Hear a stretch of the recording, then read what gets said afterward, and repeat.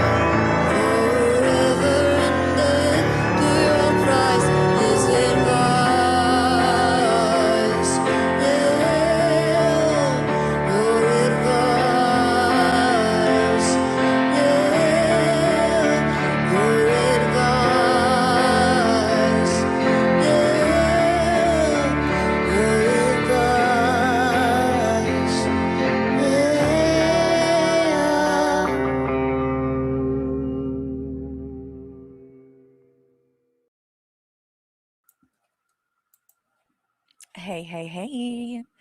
How are you guys doing? I hope y'all are doing good. So, if anybody is curious, I saw someone uh said that they thought that song was awful. It's Lana Del Rey. I like it personally. I like her.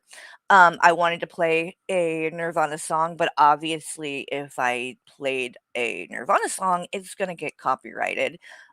Because they're pretty strict about it. So I had to play a cover. You have to get, creative around these parts. So if it wasn't your taste, if you like the original better, hey, I get it. More power to you. Um, I had to play a cover to just get around the copyright situation. But anyway, so I've got I Blame You with me. Hey, I Blame You. How are you doing? $4 Amethyst, we're hoe. going we're going up to 50 cent inflation. Oh, hey, Carrie, what's going on? Beep, beep, boop, up. Beep beep AI boop. powering up. Like, Jesus Christ. So, how are you doing? I'm good. How are you? I'm good. I am good, actually. I was just talking to I Blame You earlier. We're gonna actually probably do a stream tomorrow night as well. Hey, Um, everybody.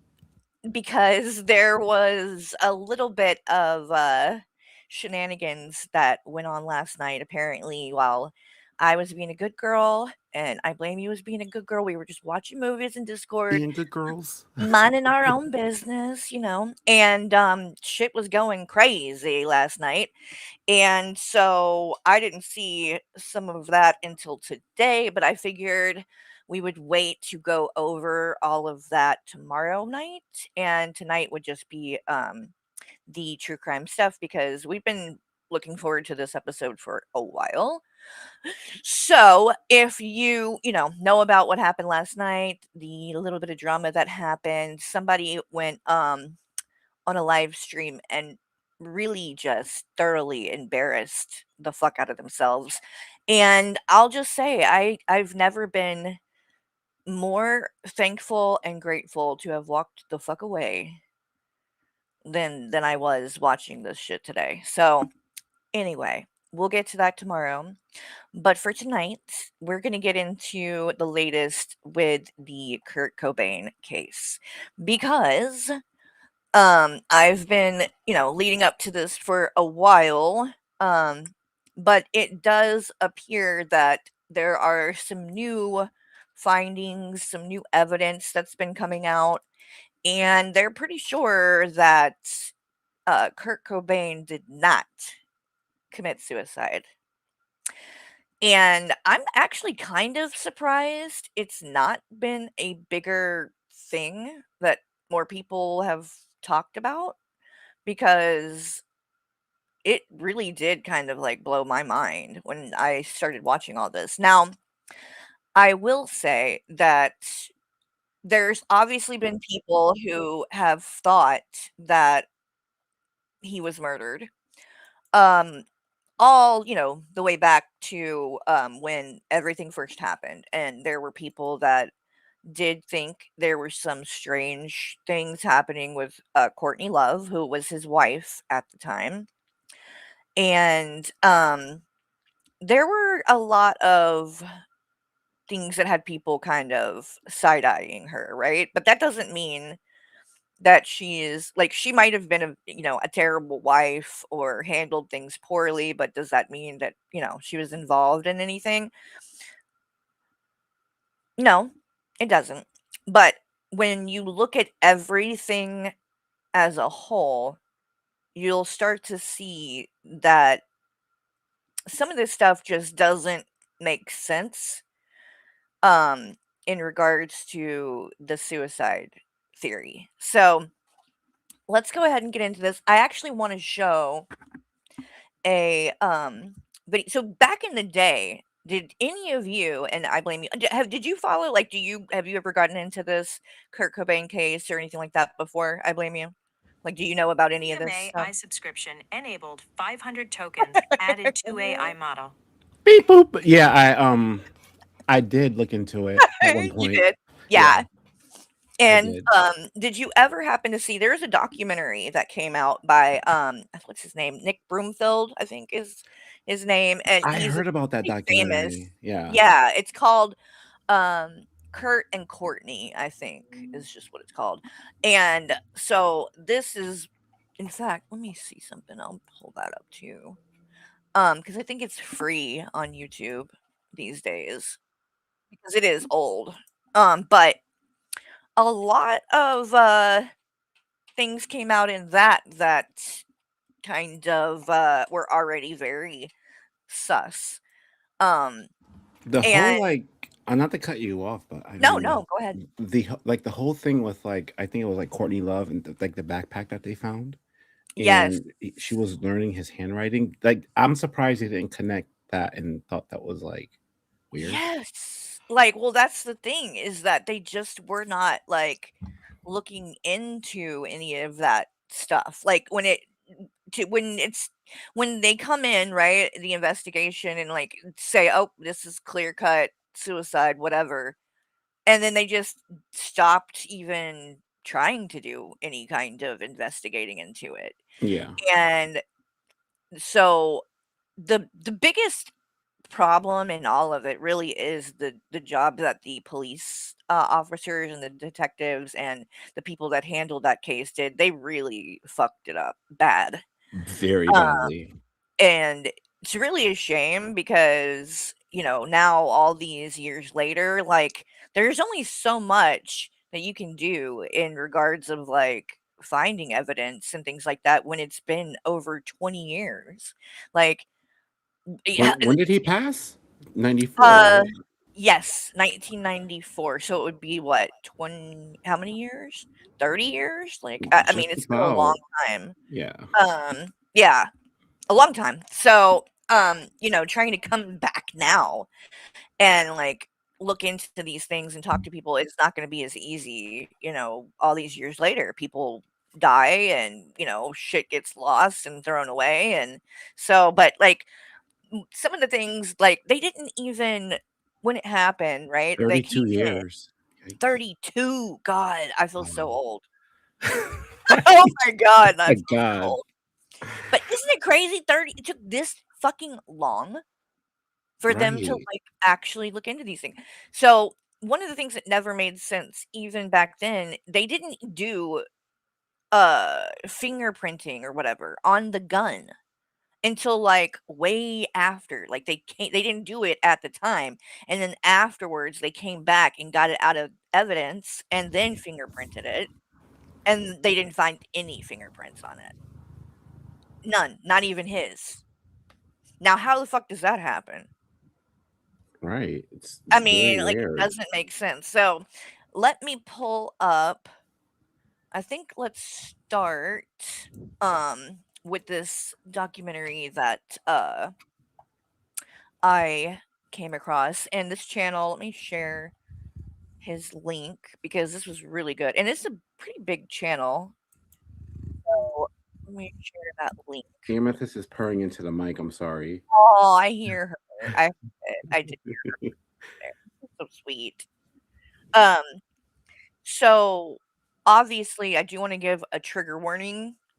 There's gonna be a lot of talk of, suicide and things like that, so if you're easily triggered by that, you may wanna sit this out, just a heads up. There are gonna be, um, Sensitive topics. Yeah.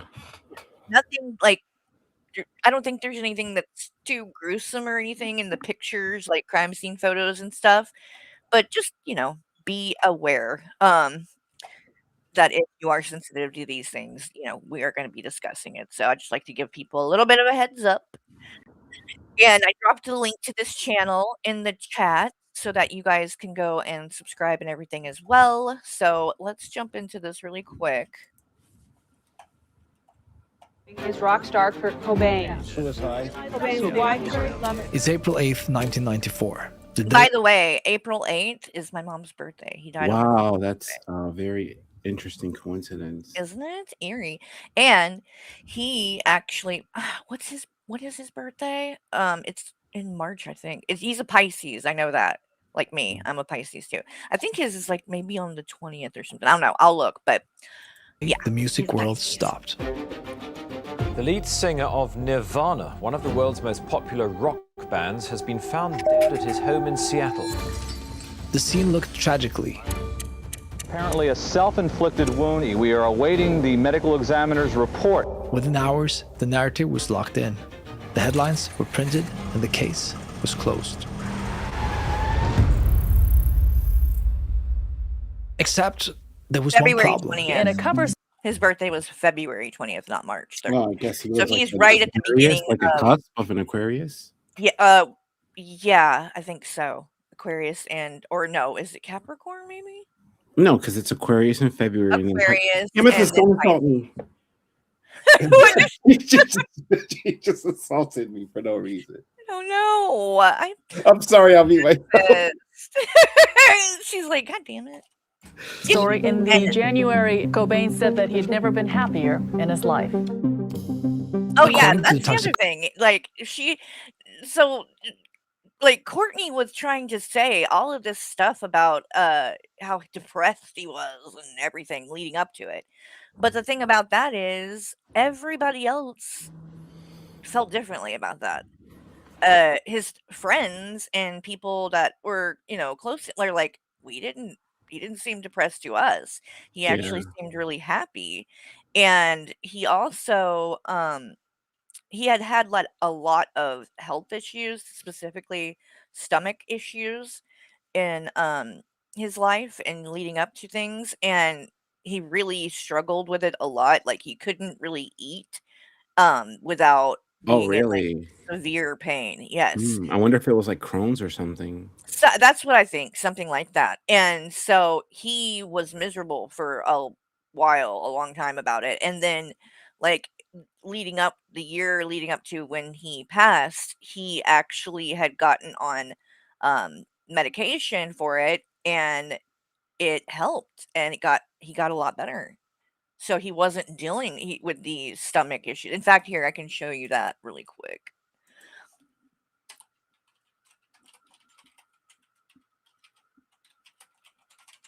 Okay, stomach issues. Yeah, so he did this interview. Let me show you guys this. And so this is one of the things that's like when you watch this, it doesn't line up with what Courtney tried to claim happened. So this is I think How's your stomach? a year prior to so this would have been in like 1993. You found anything to... It's gone. Yeah? Yeah. I finally have been prescribed the right stomach medicine after 6 years of being in constant pain. Finally, I haven't had a stomach problem for like over a year now. Yeah. Did they finally figure out what it was, or did they just finally... No, they never figured out what it was. I mean... By the way, you guys, I saw Dashton did a stream last night about Kurt Cobain, like his birth chart and everything. So if you are into astrology and things like this, you might want to check that out. So I'm gonna grab the link for you guys. But that I popped in from I didn't see the whole thing, but I did watch a little bit of it, and I always love hearing Dashton talk about these because he's very like passionate and knowledgeable about if you do believe in astrology and these kind of things, it's worth checking out. So Yeah, Most astrology. gastrointestinal I'm Go ahead. sorry. No, Astrology you're fine. is like very like layered, and there's like 10 houses and like Yeah, all these it's so moons and phases. I'm very like surface level with it. Like, oh, you're an Aquarius, I'm an Aquarius, let's hump. Right, me And I'm too. done. Okay. Yeah. No, yeah, Dashton gets in depth. Like you've got it. Like that's the crazy thing. I don't know. Like you have to be really knowledgeable and like have looked into those kind of things to know all the like because it's just it's a lot, right? Like your Right. birth chart and shit. Like It's a it's not lot. just like your like moon sign, but then your sun You could be sign. like a rising Libra, and Yes, I'm like, oh my god, very oh my involved. God. I I'm like didn't 5 know. different ones. Most people just know about like your basic. Like I I read guess the like your newspaper back in the moon. day, and like, oh okay. Right, I right. just Like aged myself. long fucking Remember when it used to be in the horoscope newspaper? newspaper. Just like, Yes, yes. I used to love that. Like when I was a kid, I really loved shit like that. Like I would read my friends. Did you do that? Like where you would pull them up with your friends and like Yeah. read your friends to them Mhm. too, and like Yeah. everybody. Oh my god. With the house phone. Yes. On three-way calling. Right. Oh yeah. But I dropped Ashton's link in the chat, you guys. So if you haven't subscribed or checked him out, feel free to do so. Doctors don't know anything about the stomach diseases. They just have a PhD, you know. They get paid a lot of money for pretending and prescribing you different drugs, and it's a total scam as far as I'm concerned. Because I've been going to doctors for 6 years, and I've tried every drug available. Isn't that crazy to think too? Like the whole like it being kind of like a like 6 years. This man, I mean, we're talking about rich, had the money. He could have like the best of the best doctors. You know what I mean? Yeah. And still, it took how long to figure it out? Like it's just all the money in the world. If you don't have your health, really doesn't do you a lot of good. It doesn't mean that much, yeah. Nope. Except for this one last one that's brand new, and it finally worked. Ask And Steve Jobs. He had all the money too. Oh yeah. it can't be what do you call that? I mean, it isn't. Placebo? What? Placebo? No. No, it can't be. It isn't a specific stomach ailment. It doesn't have a name or anything. It wasn't a matter of finding out what disease I had. It's just, it's psychosomatic. It's part of my nervous system. It's part of, there are millions of people all over the world who have irritable bowel syndrome, and that's the common term that all doctors call a stomach problem. And they just say, oh, you have irritable bowel syndrome, but I can't fix it, I don't have anything to fix it, but, there's just a variety of ulcers. I mean, I think that this kind of stuff has come quite a long way. Yes, definitely. I mean, now we have like this time, pills that you yeah. can swallow, and they can do it's called a capsule endoscopy. You just swallow the pill. Oh wow, really? I Yeah, didn't even know that. it's for the lower GI tract, and you swallow the pill, and it goes right through to the bottom, and it's like it has a camera attached, and you just What? pick it out. I did not know that. Oh Are yes, you kidding? yes. No, you swallow That's it. It's shaped like a insane. pill, and then you just have this vest that you carry. Yeah, What? and it takes Oh pictures my of it going through your GI tract. Yeah. Wow, Mhm. I did not know that. Yeah. That is insane that we can Mhm. do things like that now. Yeah. Wow. Wow. And if they if camera if they're that y'all, we on camera everywhere, aren't we? Y'all are even up in my motherfucking bowels and shit with cameras. Yeah. Who knows what the hell, how many things I have in my body. If they can put little, oh my God, that scares me. Actually, I'm like, fuck, oh my God. Ulcer medicines that can slow down ulcers, and eventually heal them. But I didn't have an ulcer. I just had a red irritation in my stomach, But I was in pain. I mean, I was in pain for so long that I didn't care if I was in a band. I didn't care if I was alive, So, okay, And it just so happened that. Pay attention to this part. I'm wondering real quick right if it was severe gastritis, because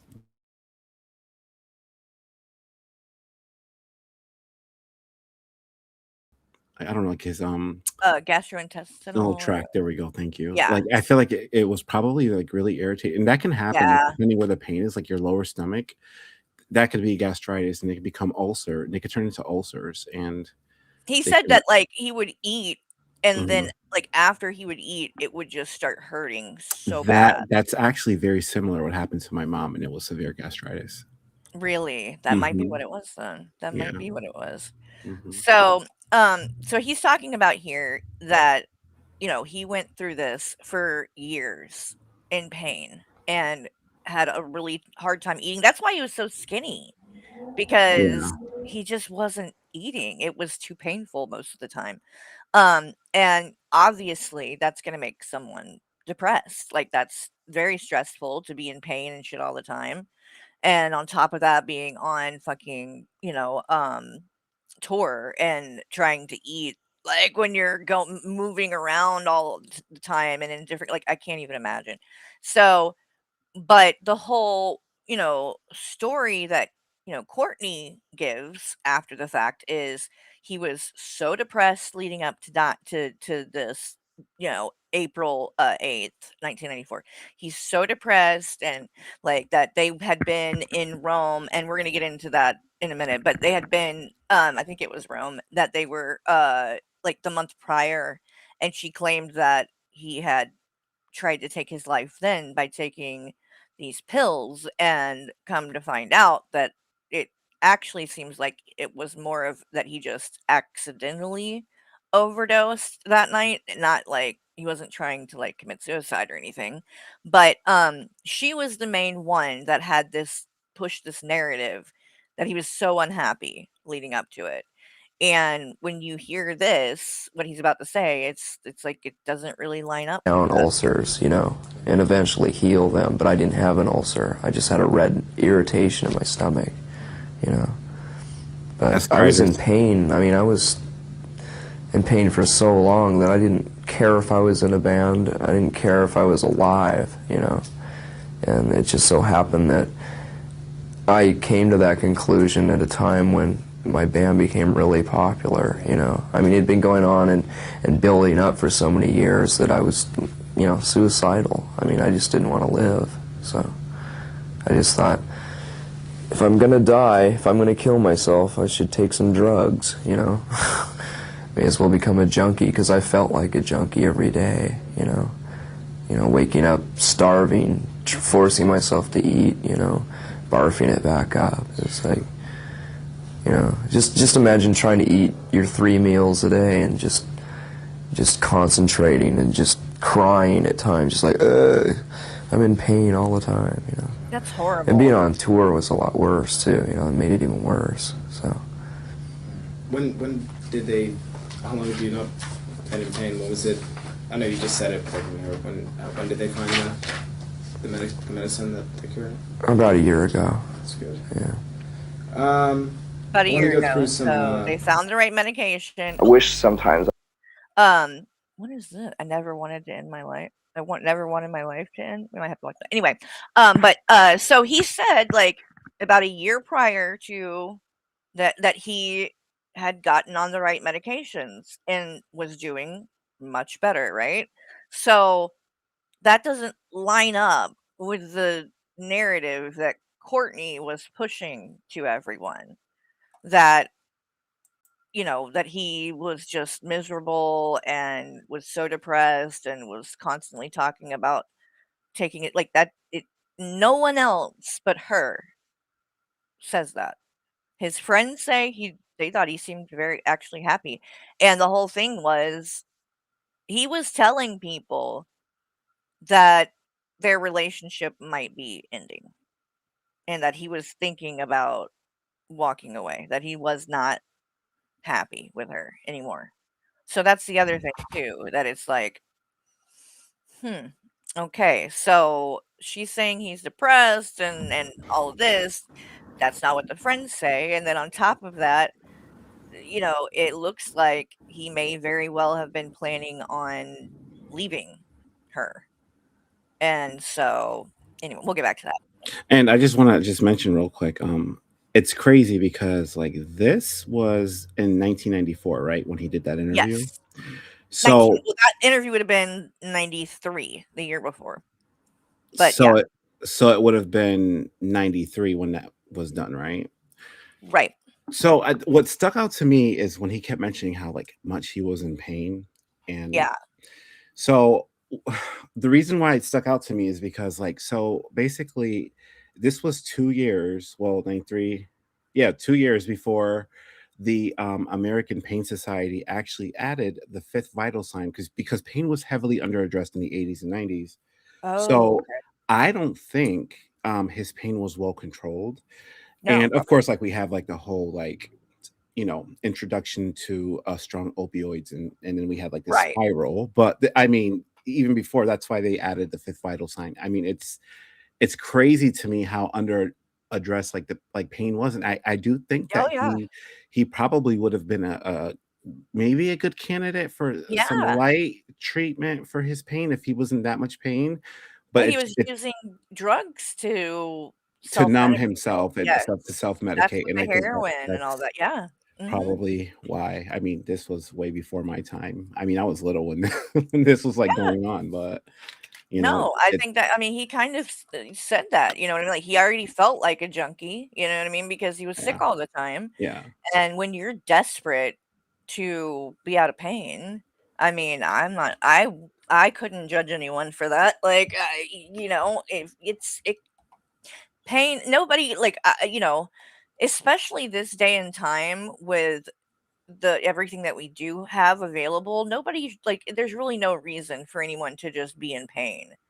You know what I mean? Like, right. sure, obviously, you're gonna deal with things and, you can't always just be, "Boop, snap your finger," but I mean, like, real severe pain it should be addressed, right? Like, Right. because there's so many things and so many options, you And know? now there's a lot of options now with medical marijuana. And Shanshan's Yeah. was talking. I mean, we can go into like have we would need a whole other Maybe, yeah, episode we could to do get something into like like that. the whole Oxycontin thing and like the whole Yeah, Sackler family and like how doctors and medical professionals were misled right, because this was like the big cure all and then and people were they started yeah. overprescribing it, yeah, Yeah, so I and then think everybody got that, addicted. everybody got addicted and, now actually, I don't know if you knew, they actually dismantled the, Purdue Pharmacy, and now it's gonna be overseen by the board. It's a board, I forgot the name of it, but it's basically a board of trustees that are gonna be overseeing the new pharmacy. They will be prescribing and well, not prescribing, but they will be making, opioids and things like that. But the caveat to that is they're also going to be helping with addiction, and they're going to be helping people get out of like the rut that they're in because of the medication, and they're going to be doing. There's like I think $16,000, and I know that sounds like like a little bit because the whole country was like devastated by this epidemic that we had, but Yeah. I guess they're going to be paying out. Because I mean, the Sacklers were basically like sued in the billions. I mean, I don't even Oh, know if yeah. they have any money, but I know this is like we're segueing away from Kurt Cobain, but I it just stuck out to me how Yeah. he was complaining of his pain, and I'm like, wow, this was before pain was a fifth vital sign. But Right. I That's digress. interesting though, and Yeah, that it would be interesting to, yeah, dive into more of, that stuff and yeah, show, like, how different, and how much has changed, and yeah, thankfully, things have gotten better, so yeah, that's a good thing. yeah, yeah. Okay. Wait, what? Hold on, wrong one. I clicked the wrong one. There we go. College report, Kurt I'm like, Cobain "Why was am I not?" so high that he couldn't move a finger, let alone pull the trigger. Well, it's possible if you believe that it's possible to stand on a rooftop and flap your arms and Okay, so this guy is Tom Grant.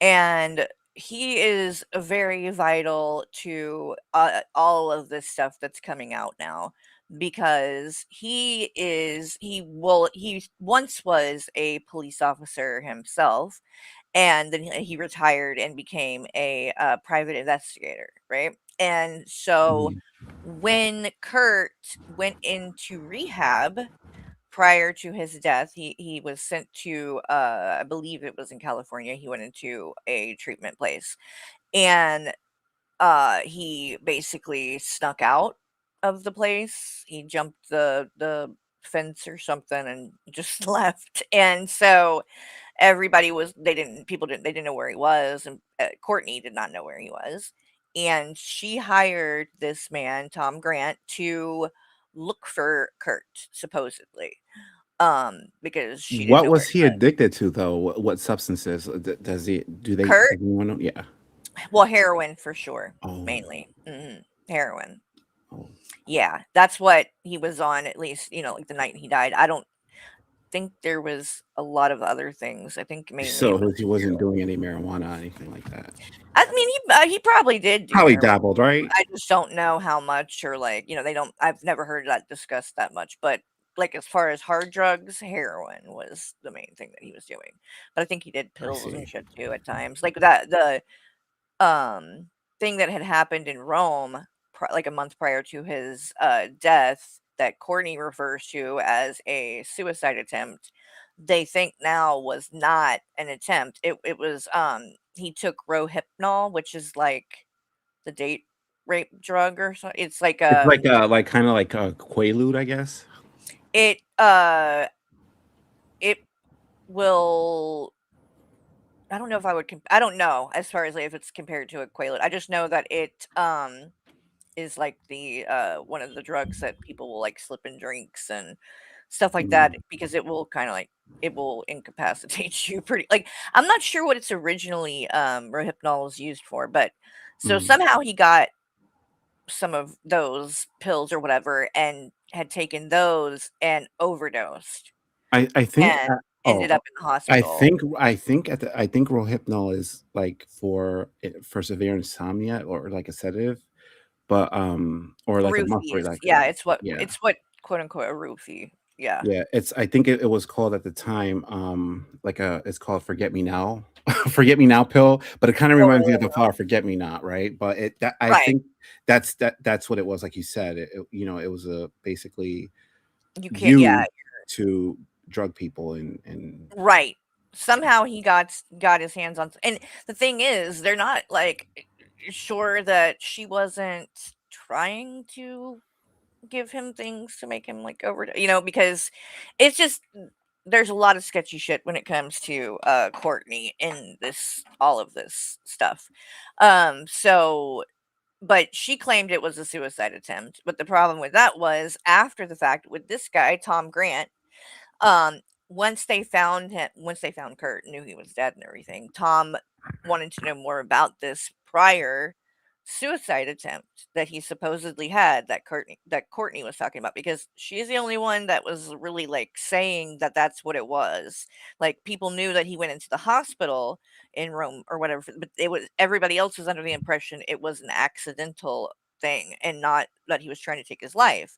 Everybody else besides Courtney was saying he seemed really happy, actually. Like, he didn't seem like he was, you know but that doesn't mean he wasn't suicidal, right? Because we do know that when people oftentimes when someone's been suicidal for a long time, once they make the plan to do it, sometimes they can tend to have this, like, effect where they actually do seem very happy and like upbeat even though but it's more because they know that they have this plan in the back of their mind so like they know that their pain is going to be coming to an end soon and so so it's not always like you can't just say oh well they seemed happy so couldn't be suicide because no that can happen but she's the only one that said without a doubt that he was trying to kill himself when he took the Rohypnol or whatever.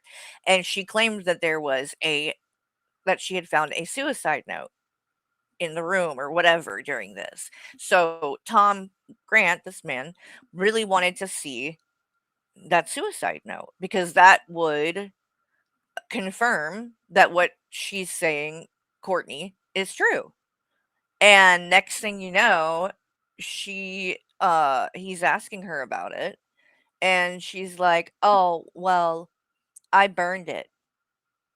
And he's like, "What? Why would you do that?" And she said, "Well, I think she claims one of the police officers or detectives told her to do it. So this is just gonna make you look bad. So you should just rid of this." Which doesn't sound like something a cop would do either. but 32 years though for them to figure this out. I mean, it's kind of Oh, like it's like wild. this guy. That's what's this guy has been on this and trying to raise awareness about this and trying to get people to like since the shit happened. He has been trying like it's been a while now, but if you haven't seen there's a movie, it's kind of a let me see if I can find the trailer for this really quick. Are you gonna pull up the Marie Antoinette trailer? No. Why? No, just kidding. Just Let me joking with you. see. But Because this was a movie that came when did this oh, yeah, see, it came out in 2015. Raccoon. No. Soaked in bleach. Oh. That's a crazy one, though, that Raccoon thing.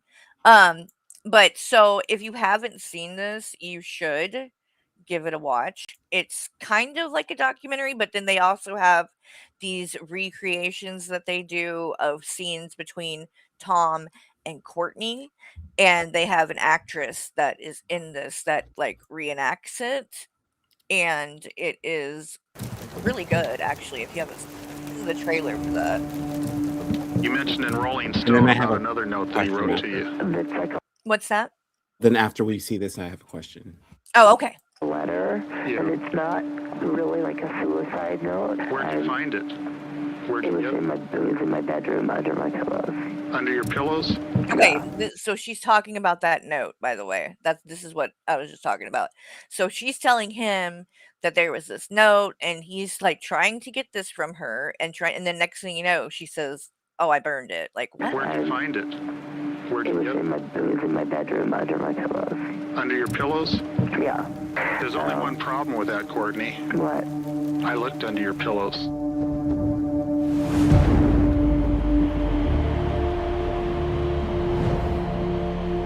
If there was a John Lennon type figure for the so-called Generation X, it would be Cobain.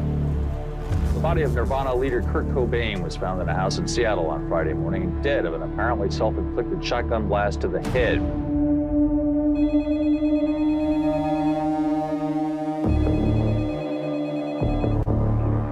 It was a woman's voice on the other end, kind of a raspy, low voice. It first got reported that Courtney Love hired private investigator Tom Grant. Some red flags started popping up. She fucked up when she hired this guy, dude. Because once he got involved, Wait, who it hired piqued his who? interest. Courtney? Courtney hired Tom Grant as a private eye when Kurt went missing from the rehab to Oh, I find see. him because she wanted to find him. And so he got involved, and he was in Seattle, and he actually went to their house while the body was there. He didn't know. They didn't tell him Wow. anything about that separate little like I don't know if it's like a garage house thing, the thing Yeah. where he was found, which was separate away from the main house. And so, he's trying to find Kurt.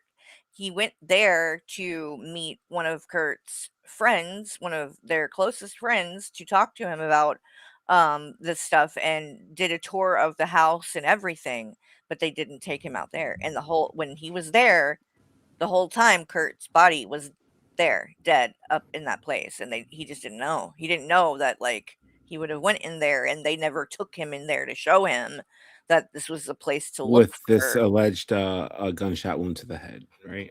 Right. Mhm. Okay. So, very weird, but then once he was found, right, Tom Grant's like, "What the fuck?"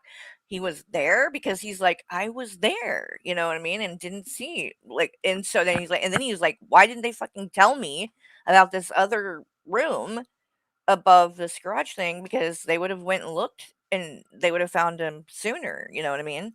Like, so that was, like, weird for him because he's like, "Why wouldn't they have told me about that when they did the tour?" It was almost like it seemed like maybe they did try to purposely cover it up, you know what I mean? And Right. bring him there and make it seem like, "Oh, Kurt's not here, but he was there the whole time." So, It's so after Kurt was suspicious. found yeah, after Kurt was found, um, Courtney was, done with Tom Grant. Like, she just, hired him to look for Kurt. That was it. And then they found Kurt. So no need for him anymore.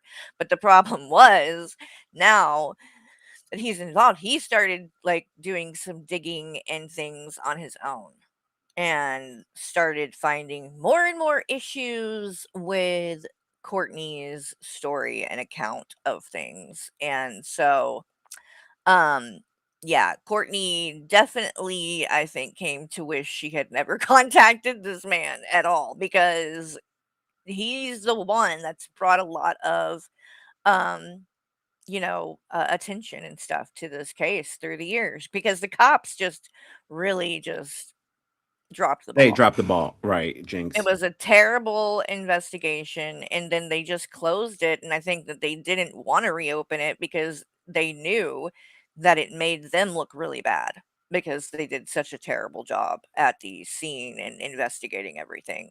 So, they just wanted people to kind of forget about this, and Tom Grant, mainly Tom Grant, did not let that happen and continued with this. So Immediately, deserves a so lot I of began credit. recording every conversation I had with Courtney. Yeah, that's what she didn't know too. That once he started getting this idea that he couldn't trust her, Courtney, when he was having these phone calls with her and stuff, he recorded it. He recorded all of them Wait and a shit. minute. Who recorded what? This guy, the private eye, recorded his Oh. phone calls with her. Oh, he Mhm. pulled the Linda Tripp. Oh, okay. Yep. And Monica Lewinsky. All right. Yep.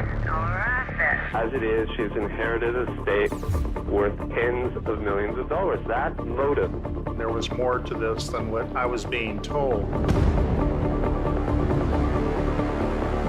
If I were the chief today, I would reopen this investigation. To rule the case the same day is absolutely unacceptable. Yeah, that's the other thing. They didn't even look into this shit for more than a day, and they just immediately suicide. Which is really That's unheard of, like, to yeah. be that to just I mean, especially with someone that is as high profile as he was, like you need Who to was the medical investigate this shit. examiner? Like, was the medical examiner and the police Oh, at all? that's the thing is that a lot has come out about the medical examiner, like, and what a shitty job he did, and that's what's now when they have reopened all of this, there is a different person, a new, like, medical examiner and people that have, like, started to examine everything, and that's when the big thing that recently happened is now they are flat out saying, and we're gonna get to that, but they're flat out saying now on his report or whatever, it is no longer suicide. It is homicide. They're saying he was killed. And they don't think it was a suicide anymore. So pretty crazy. But yeah, to like literally the same day, just boop, close the case, done. We know it's a suicide and not look into it any further than that is just so crazy to me. Like a suicide.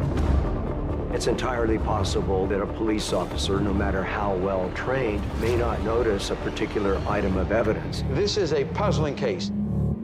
Kurt Cobain was injected with 3 times a lethal dose of heroin. A very disturbing case. Kurt Cobain was not barricaded inside the room. He did not leave his driver's license out. No one would believe that was a suicide note. All publicity is good publicity to a certain degree. How's that for a spit? Oh, that's another very shady thing that she did too was so she sent when he died, when he was found and all this happened, she left and went and stayed in a hotel in LA and was saying that she was in rehab or like and that she had like had a suicide attempt too or whatever and it wasn't true. She was literally just laid up in a hotel, but they sent to all the news channels and MTV and these like they provided this story that she was in rehab and that she was like on suicide watch and stuff too, And and that was a really the whole lie. time she was just in a hotel room in LA doing drugs and hiding out so that nobody would see Wow. her And they didn't put under a this different together back name. then. I swear the 90s were weird. Well, that's the thing that's what's so fucked up though too about like because Tom Grant, this guy, had been saying these things were weird and calling this shit out even way back then. But I think that again, like there's a lot of, corruption that I think was going on in regards with the police that they didn't want to like reopen shit because it was going to make them look bad because of how terrible that they did in the investigation. So it was like doubly like where they just didn't even want to open that back up. No, no, it's a suicide and move on, you know? A lot of people would have to be accountable for his death then. I mean, down from the medical Exactly. examiner to the police officers to Exactly. yeah. Makes Yeah. sense. Oh, yeah, it's crazy. So that if you haven't seen that and in fact, if you guys want, those of you that are in Discord, I would definitely be down to watch this, in there as well. anybody who hasn't seen that would like to. But it's a very good, like I said, it's kind of like a documentary, but It's then they called also have Soaked in Bleach. yeah, it's called Soaked in Bleach, which is I've a line from seen a Nirvana Soaked in song. Tide. It's That's it's actually probably from a Nirvana song. oh, just that Yeah. was probably a bad Come joke. as you are, doused in mud, soaked in bleach, as I Soaked in want you Downy, soaked in fantastic. soaked in I just okay, say now. So we're back to Tom Grant. Now this is more about the new evidence and stuff. We're getting into this. Sorry guys, I know it's kind of Fly. And it's getting only one of slowly many into all of pieces it. of Oh wait, evidence Carrie, that one doesn't seem question. to I'm add up. sorry. Yes, I'm so yes, yes. sorry, but I wanted to know what was in the bag. Oh, we're gonna get to that. Oh, okay, then all right. Courtney's backpack. Yeah. Yes, we're gonna get to that because that's a very important part of it. We dug into the original forensics. We listened to all the interviews. We read the books about the case. And one question keeps coming back. If Kurt Cobain didn't kill himself, then who did? But just recently, someone came forward. Someone who claims to have seen exactly what happened. Let me tell you a story. This video is based on publicly available info, news reports, and online commentary. Viewer discretion is advised.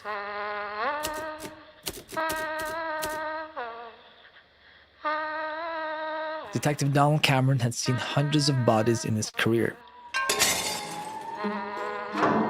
When he arrives at the scene on Lake Washington Street, he sees a lifeless body, a shotgun, and a note. By 5 p.m. the same day, he declares the case closed. Everything that the detectives encountered indicated to them that this was a... And if you think about it, it makes sense. If you find a body with the suicide note laying around, it clearly shouts that it was a self-harm.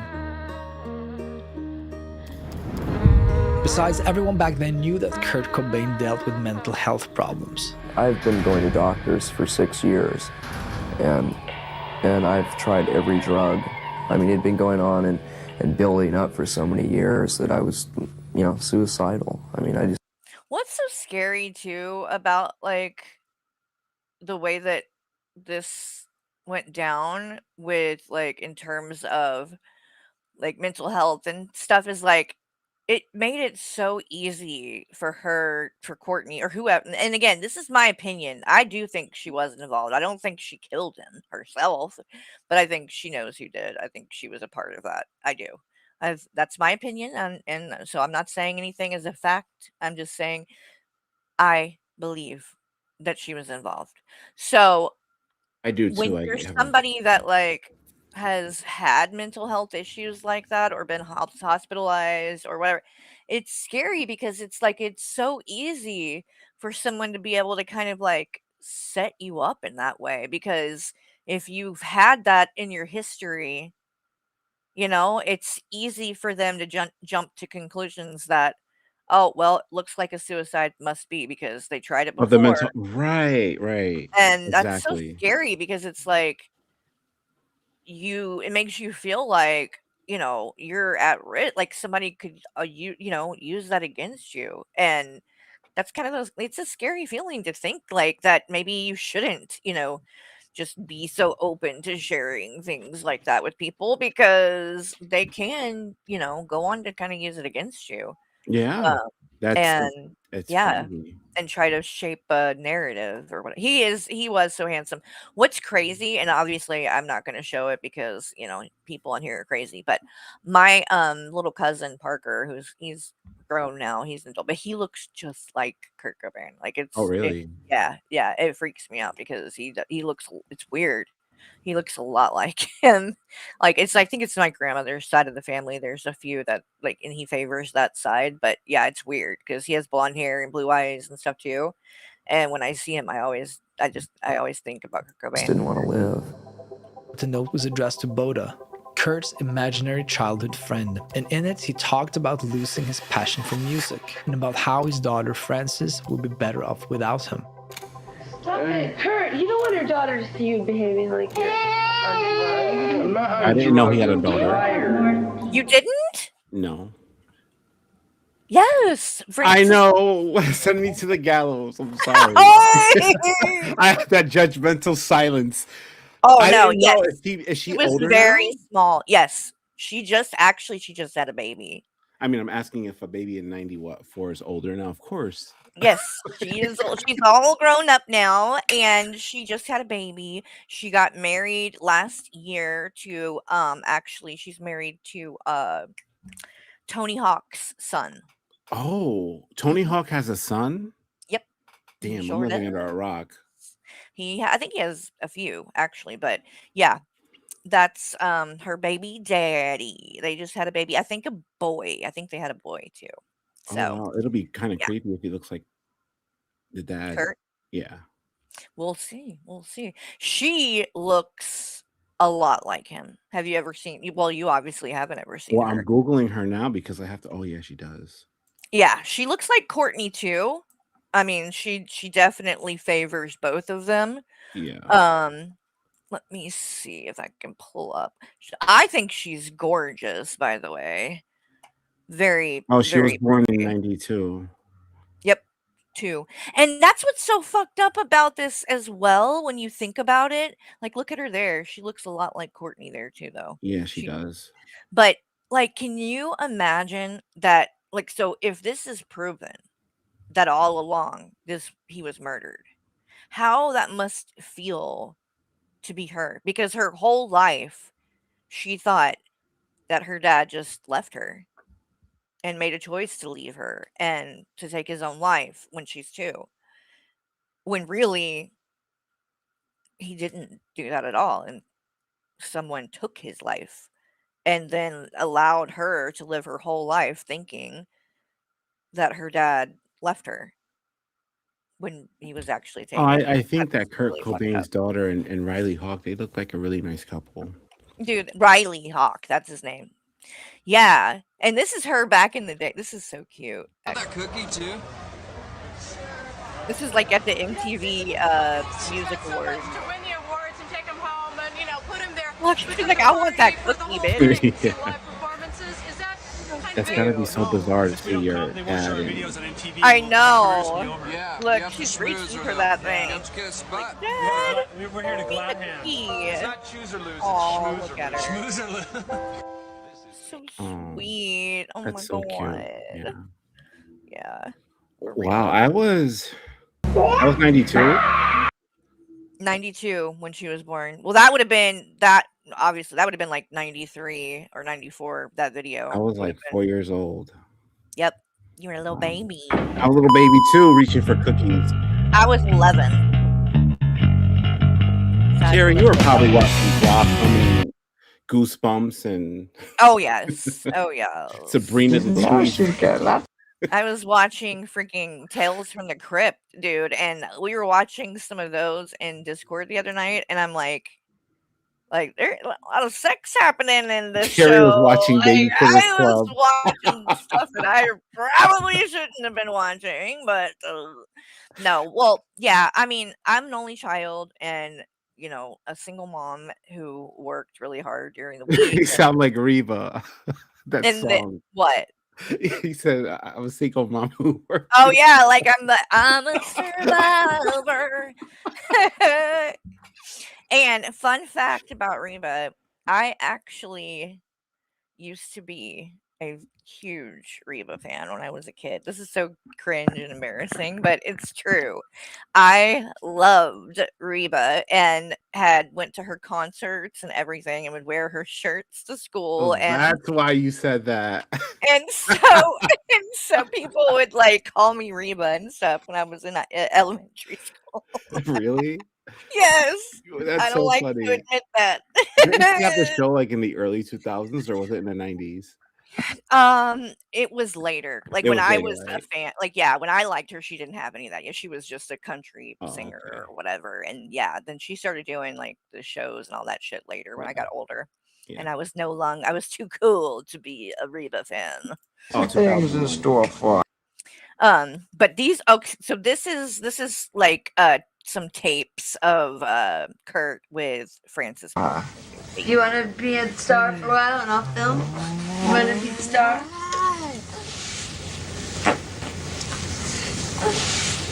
Fly. Want to fly? Fly. I used to do that to my nephew all the time to make him laugh. Nose? Aw. Yeah, and he's like Tastes have this good. big smile, and he was this tiny thing.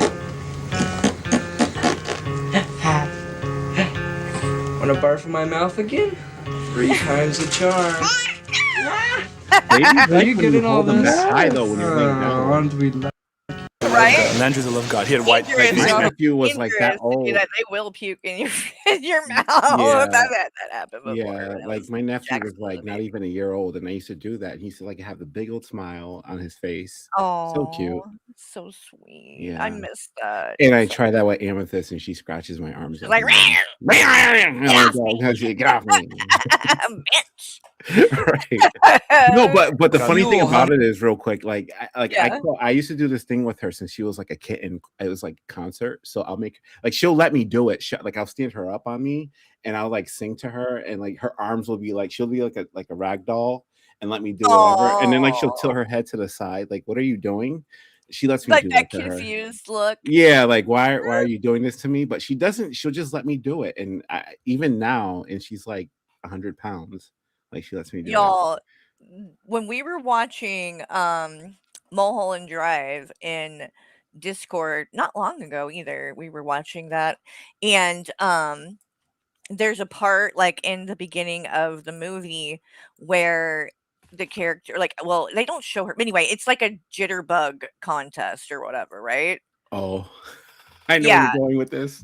The jitterbug contest. And so one of the fun things that I Blame You does when we're watching movies is makes like different funny like AI pictures and stuff to like post in there. Why isn't it working? Hold on, y'all. I'm trying to pull it up. And it always cracks me the fuck up. And this is one of the ones that he did that fucking killed me. Oh my god, y'all. Tell me that is not the fucking cutest thing that you've ever seen in your life. He photoshopped her to be dancing and I died. Okay, sorry. A little detour. I had was to funny show though. that I though just saw it. because oh my god. So cracked the fuck up. There's another one too. Like where's the one you did of hold on, let me find it. There's so many good ones. Let's see. Hold on, y'all. It'll be worth it, I promise. Not like anything with like not the big headed picture because this guy that I'm talking to is watching this. The big headed picture. Wait, which one is that? I don't know which one that might be. The one on one of your thumbnails. I was like, oh my god, why did it make my head so big?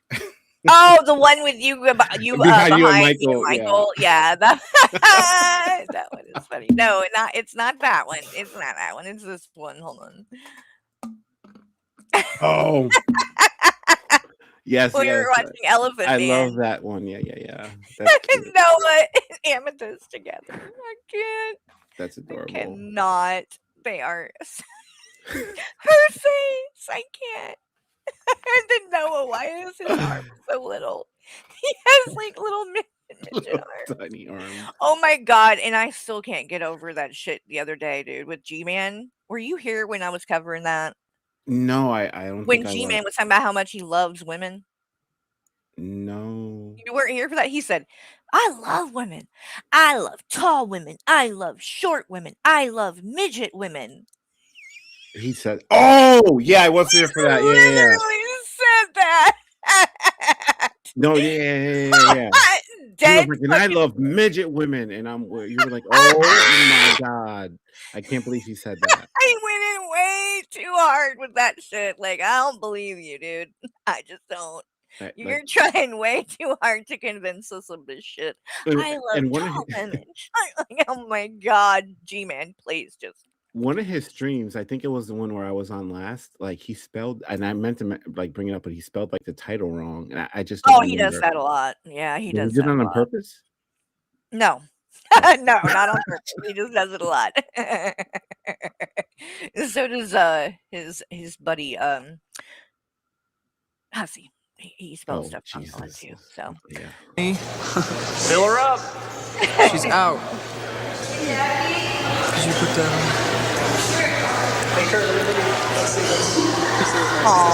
Oh, she threw up.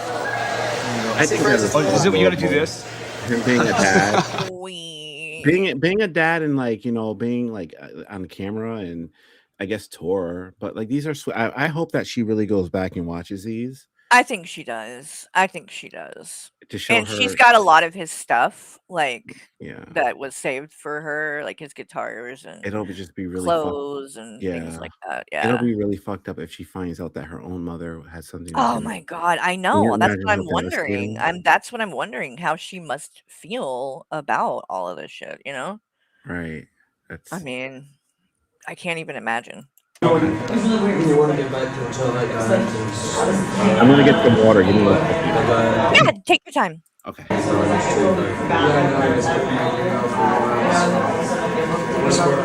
don't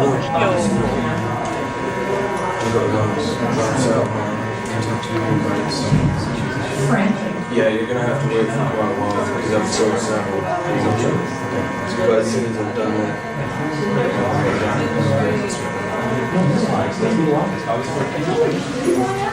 Oh, and then look, the person was like, "Oh, he saw me. Let me not do that. Let me." Oh my god. Anyway, you're born. So sweet. And then we watched the cookie one already. Let's see. What's this one? All right, I'm back. I've been drinking hint water. Is this a Genesis dance? No, it's a hippie dad dance. It makes me act like a stupid hippie. Well, strike me down. I can't see anything but Look at the funny little froggy baby. Oh, Can you say froggy baby? Yeah. oh, look. December 8th, 1992. Wow. It's really great to have found someone that does backup vocals. God. And then Patty's willing to do them so we could have like 3-part harmony. Yeah, like the Beach Boys. Oh wow. And then I Good think chick that came yeah, out in this is 94. this is kind of eerie. So this chick is named Kristen. She is the guitar player in Hole, and she actually ends up dying Wow. She kind of looks just like Janice months from Friends. after Kurt died. She supposedly died of a drug overdose. And so the thing about that is though, there were a lot of, you know, rumors and things and people talk that her and Kurt got very close. Kristen is her name. And people thought they actually might you know, have like a little connection going on there or whatever. And so then when she ends up dead too, it's like in a matter like of a few months, Courtney's husband is dead and the guitar player in her band who also just so happened to possibly, be having romantic connections to Kurt.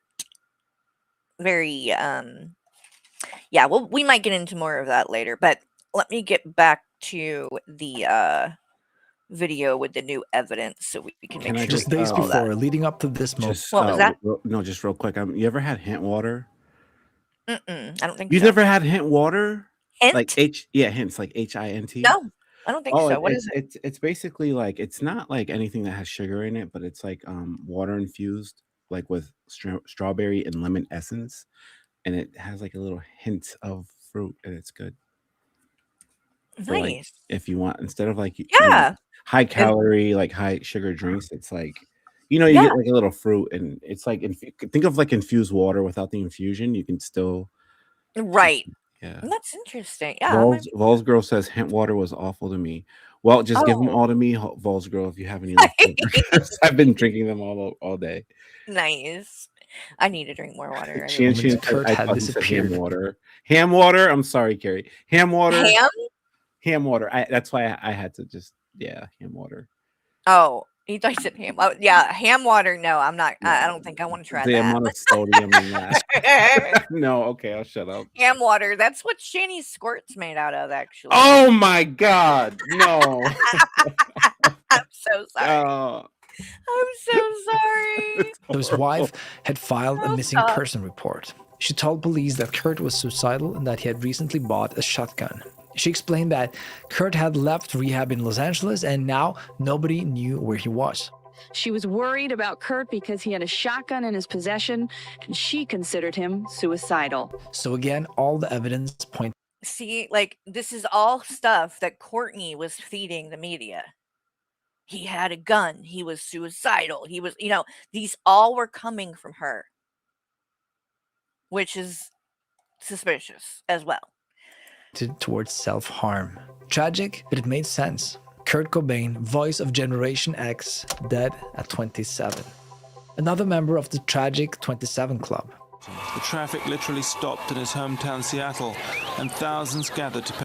And by the way, another weird thing that I always thought was kind of straight. No, one of her favorite, she had like kind of a little bit of an obsession with Sid and Nancy. And there's actually a movie. Gary Oldman plays Sid.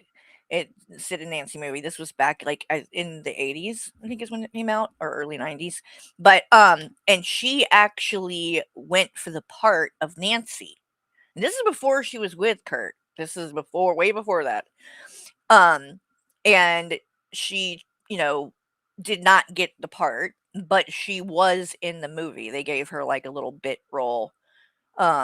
So, and we haven't watched that one in Discord yet either. And that's a good movie, actually. It is. She's in it for like 2 seconds. But I always found that interesting that even before she was even with Kurt, she already had this romanticization of like the whole Sid and Nancy scenario, and like the rock star with the rock star girlfriend, and the this tragic love affair type of shit, you know what I mean? She was already like all about that, and like even before Kurt came into the picture. So she was definitely very obsessed with being famous, and like very much wanted like fame and celebrity, and that means a lot to Courtney. And that's where it's kind of crazy, honestly,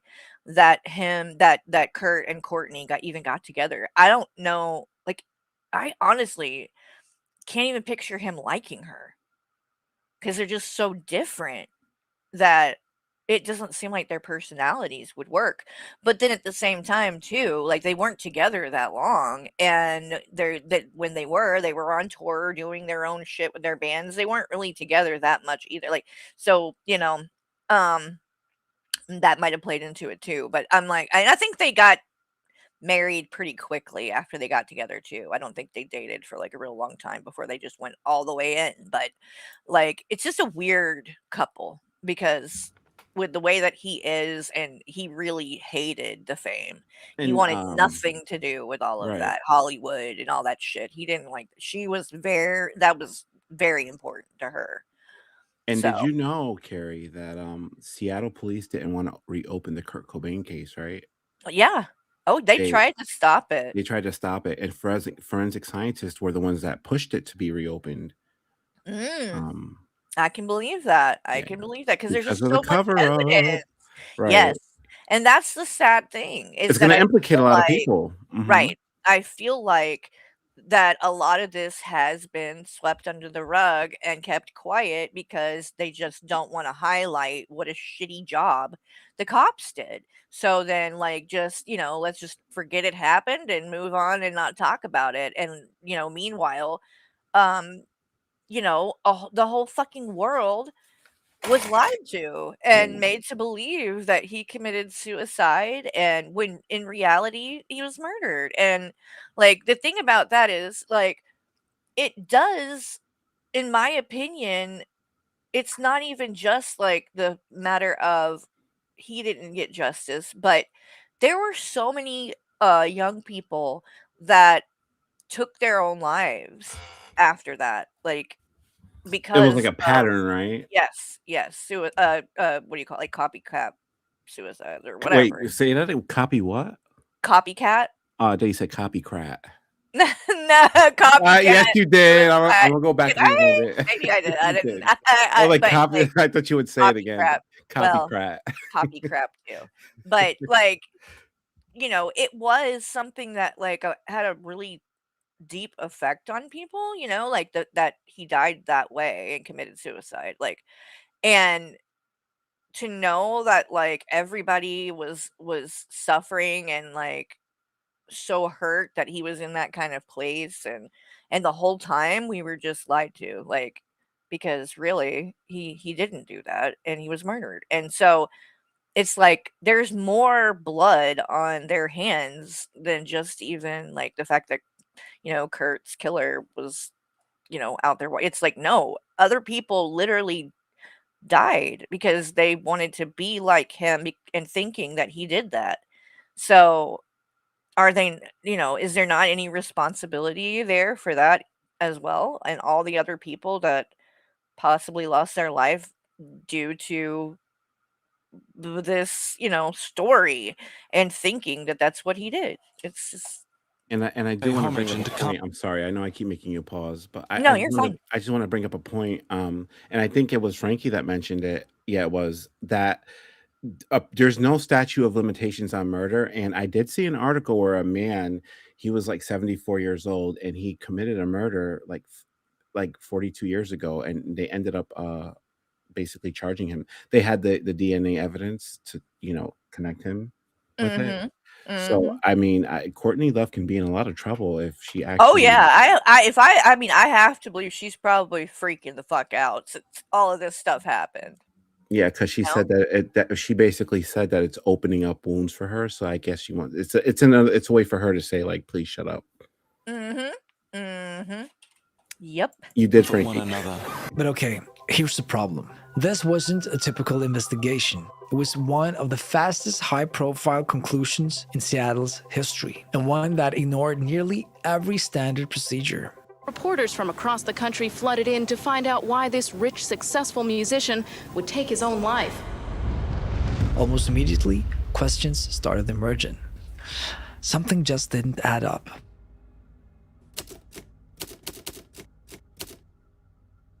Okay, here's where it gets Forensic really crazy. pathologists, medical examiners, homicide investigators, anyone who understood how crime scenes work looked at the evidence and said the same thing. This doesn't make sense. There's a couple key things that should have set off red flags to the police. They say that there are 4 main factors that are very questionable. A lethal dose for most people is around 0.5 milligrams per liter. Kurt was found with 1.52 milligrams per liter. That's over 3 times the fatal amount. Okay, so this is important because that much heroin in his system would have killed him. Like, it at the very least, it would have completely incapacitated him to where he would not even have been able to hold a gun and, like, sit upright. You would be literally, like, comatose, passed out. Forensic pathologists say he should have been unconscious within seconds, maybe even dead immediately. We have not, in 18 years, found a single case where somebody could have the level of heroin in their body that Kurt did and still remain conscious.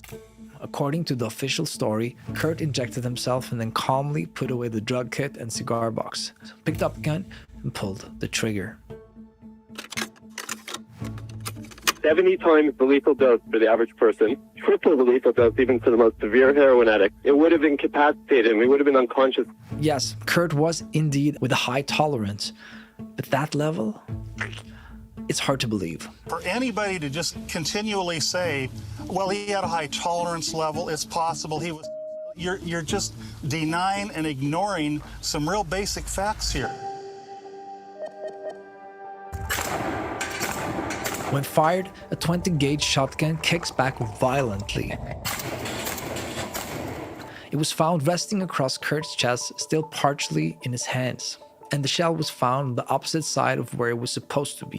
Okay, so this is what really is another thing to me that's like does not make any sense.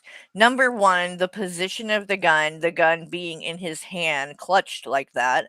But then also the fact that the shotgun shell that would pop out when shot would have came out from the other side.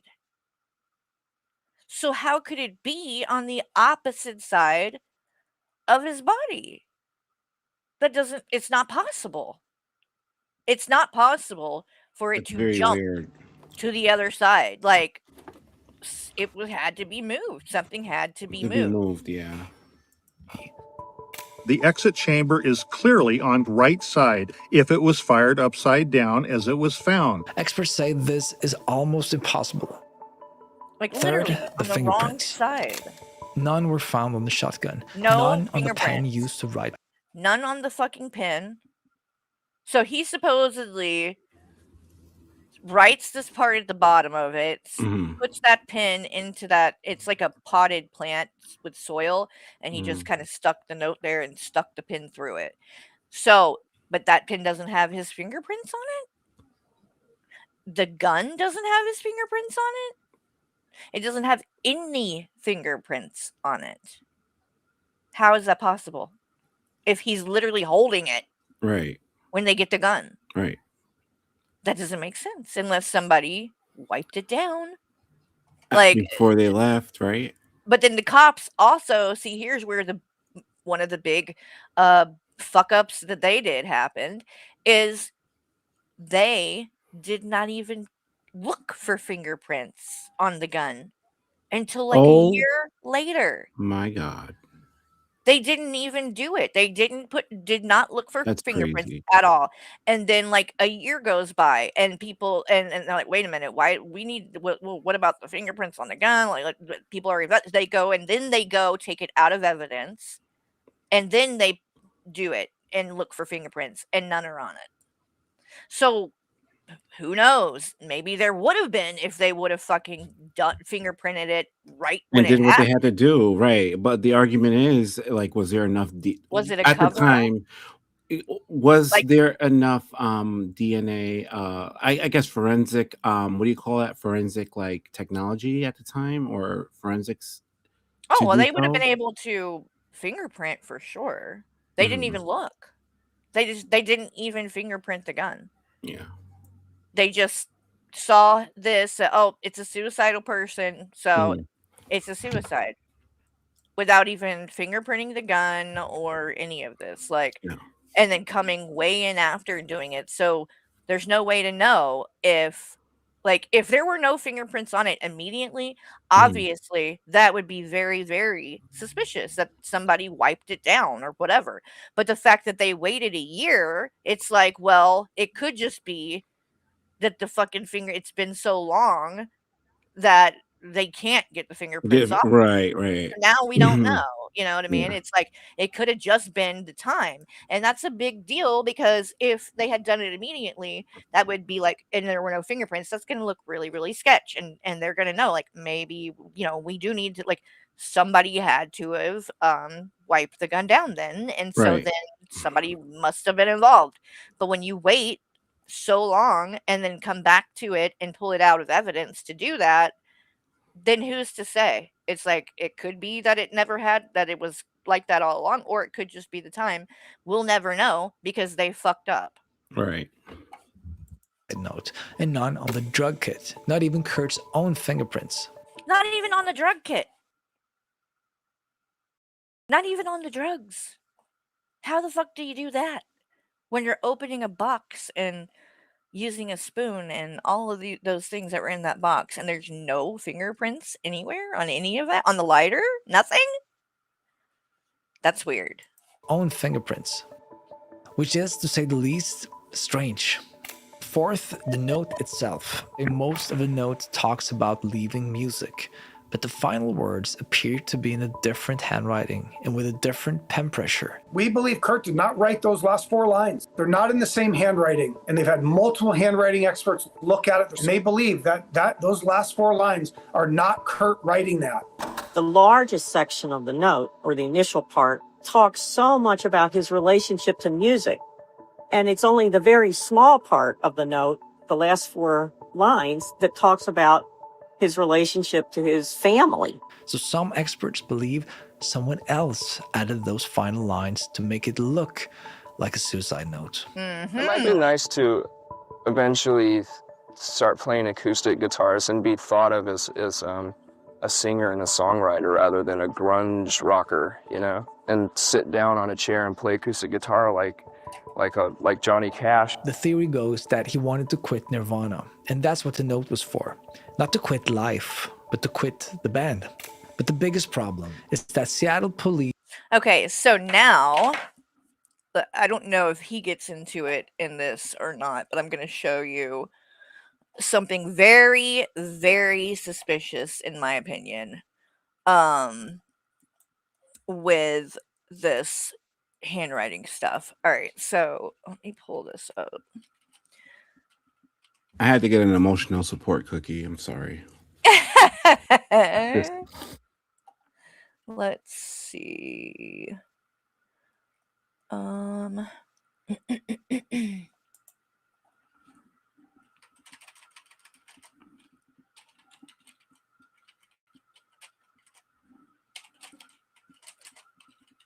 don't think DNA testing was as No, back then, no. you know As, what I'm saying, like, advanced. advanced, yeah. Because now they're cracking cases from like the 70s, 80s, 90s today. Okay, so here is the oh god. Using while pregnant. Ew. Here is this practice sheet shit that came out. So this is one of the most damning things in my opinion. So why I need to find though, hold on, before I show that the clip of so they had an attorney at the time. Let's see.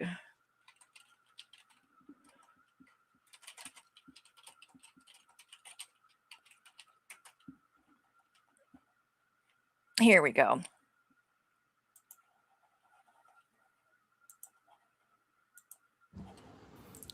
You want to know what's funny? As you're looking for this, I'm picturing you like getting up real quick and grabbing ice cream. Like, the most damning and running to the freezer. Like just to Because I did that for a cookie. I'm sorry. Hey, don't give me ideas. Okay, so Rosemary, I think her last name Rosemary Carroll. It was their attorney, and when Tom Grant, the private eye or whatever, was working on this case, and he ended up coming into contact with her at some point, talking to her. And so she knew he was kind of looking into things. And she contacts him later after Kurt's found a couple, this is like a month or two later, and says, I think you need to come over here. I have something that I think you're going to be interested in. And she says that not long before Kurt's death or whatever, Courtney had come by there. And this is their attorney, like I said, both of their attorney. And when she did, she had this backpack with her. And she left the backpack at Rosemary's house for some reason. Like Rosemary thought it was just like an accident or something. But all this time goes by and Courtney's not coming to get the bag, which is weird. Like, why wouldn't you want to come back and get your stuff? And so after weeks and weeks, she decided to like just open the bag and see what was in it or whatever. And she found a notebook, and this is what she found in this notebook that was in Courtney Love's backpack.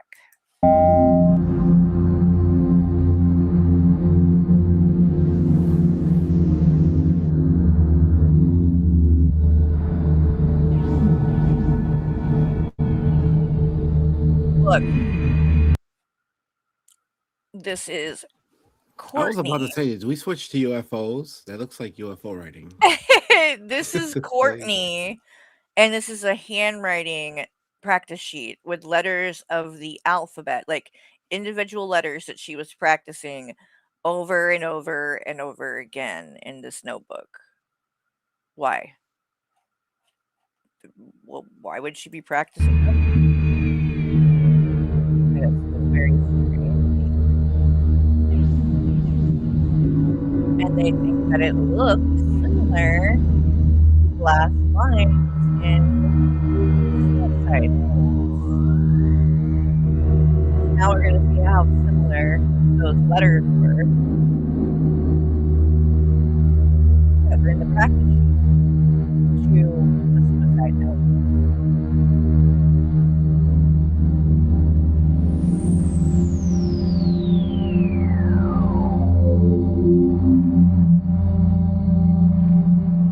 Other than matching the size and width of the letters, the integrity of the handwriting remains. No alteration of either the suicide note or the handwriting practice sheet have been made. And now they're going to compare that practice sheet and the letters that were in it to the letters that were in that part of the suicide note at the bottom that look different from the rest of the letter.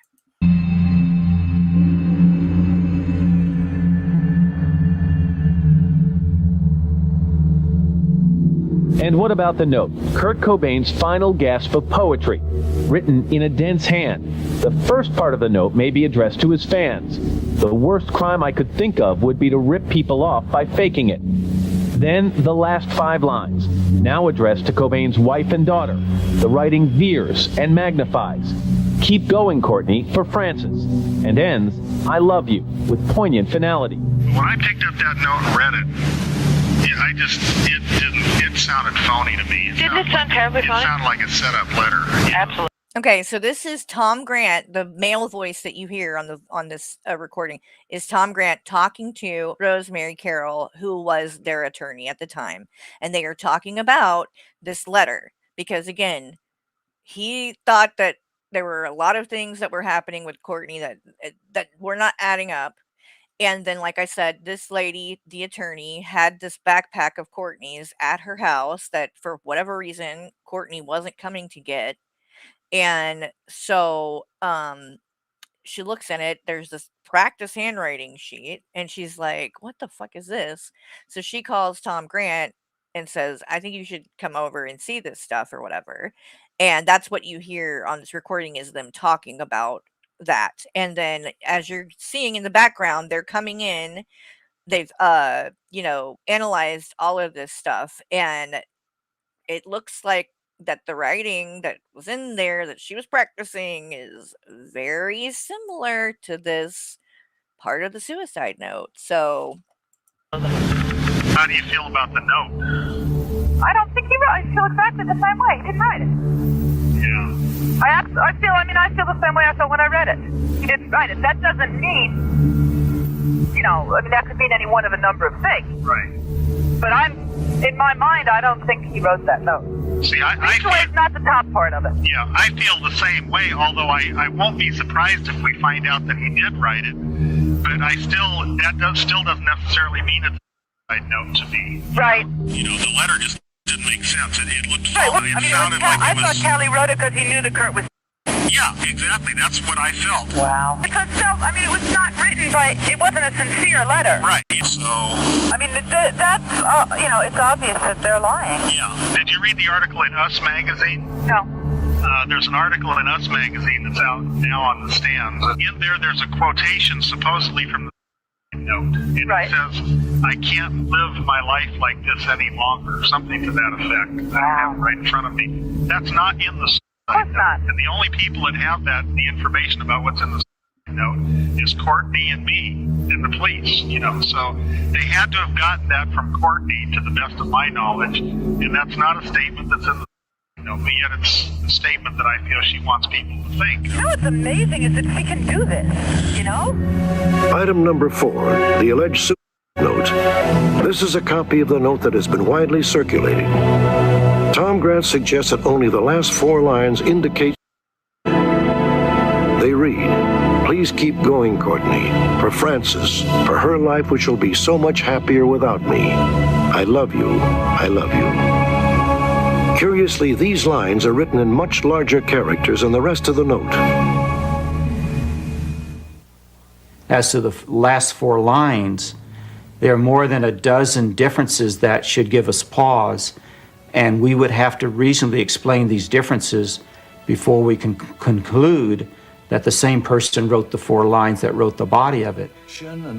Handwriting expert Reginald Alton of Oxford University also compared copies of Cobain's handwriting to a copy of the note.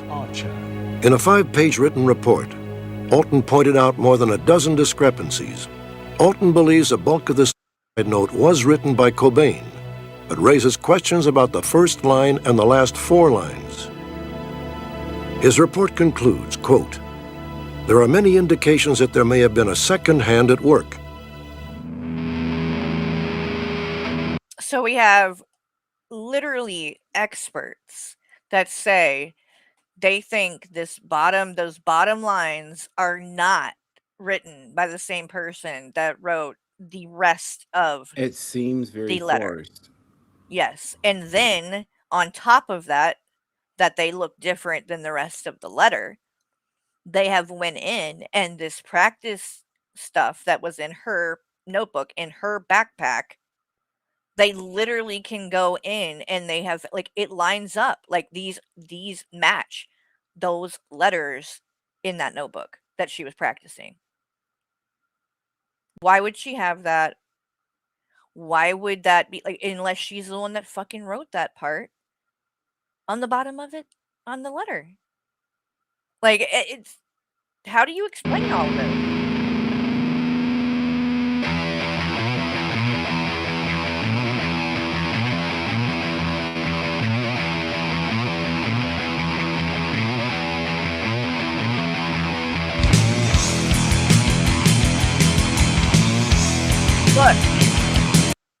Look, that's from the original is at the top, the letter, what is on that letter. The bottom is just letters from the handwriting, the practice handwriting. It's not what would like meaning on its own. Like they can pull this up and that the letters literally match what was in that bottom part of that suicide note. So How? they're How just would that be possible? If like, unless you're gonna say, "Oh, well, maybe Kurt was writing in that notebook and he was but why would he practice handwriting to That's use what I was that gonna get note at, I'm sorry. and then make it different than the rest of the letter that was in his handwriting?" And they pretty much know, like, they've matched so it's not even just that, like so the practice handwriting matches the bottom part of the note. That's one part of it, but then it also they analyzed that those last few lines don't match the handwriting from the rest of the note, which they do match to him. So what it appears is he wrote the bulk of that note, which was probably just in a notebook somewhere, where he was writing about his music career and the fans, and he was, like, saying the whole thing, if you read it, is more of him like a goodbye letter to the industry, to being, like, a rock star, to his fans, and, like, doing music. That's more what the whole thing really reads as, rather than, like, a suicide note. The only thing that makes it sound like a suicide note is when you add the last 4 lines that say, "Please keep going, Courtney, for Frances, for her life will be so much happier without me. I love you, I love you." That's the only part that really would make you go, that's a suicide note." The rest of it, if you just had it on your own, there's nothing that equates or, like, says anything about him wanting to die or leave the world, or what. It was solely about his relationship to making music in the fans. Very uh suspicious.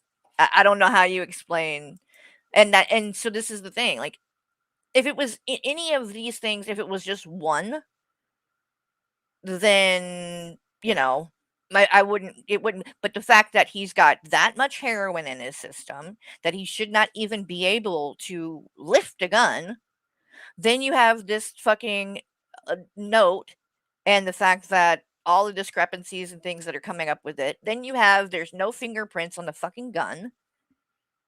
I mean, when like on their own, one of these things, I would be able to be like, this is possible, it's a coincidence, whatever. But this many different things that clearly point to that it wasn't suicide, that it couldn't have been suicide. To me, there's just no way. There's no way to explain all that away. There, you just can't. Something is not right here.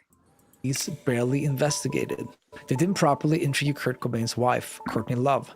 They didn't speak with friends or family beyond basic statements, didn't check credit card records or phone calls. Detective Cameron looked at the scene and closed it within hours, before the toxicology reports even came back. As a homicide commander, how do you do I would that? not be making any proclamations that the Before you even get the toxicology back, the medical examiner closes the case saying suicide. Like what? That and it's like unheard of, like Right, and for that kind of thing to happen. So like what the fuck? It right. makes you wonder, like, what kind of like cover up is this? Like, were there actually like police involved in helping Courtney cover it up? Because it's just so like it's just crazy, all of it. The only thing I can think that to like explain away like all of the problems with the police in the case separate from Courtney and all that is like, okay, well maybe the reason they handled it so differently or whatever is because he was a rock star. So maybe but even still it's just like, but really, like closing it that quickly and like before you even get the toxicology back, that just seems very strange to me. That doesn't make sense to me at all. Do you case know was a how many suicide with do you know how many like witches would be saved if you were like an attorney or back in the Salem witch Witches? trials? Yeah. Because I mean Oh, you're really good at pointing out this kind of aw, stuff. thank And you. there would probably be like no like Oh, that little would actually be a fun like episode to do, actually, like to go over the Salem witch trials. yeah, Like but from a I'd like true to see you crime explain away standpoint. spectral evidence. But that I like actually that's a good idea though, like because that would be fun to look into the Salem witch trials and like Yeah. yeah, maybe we'll do that at some point. That'd be fun. without the evidence having been processed, the victimology, the medical legal process, toxicology. It's a Yeah, death Courtney Love has investigation. Epstein ties. She definitely has ties to a lot of powerful people in the music industry for sure.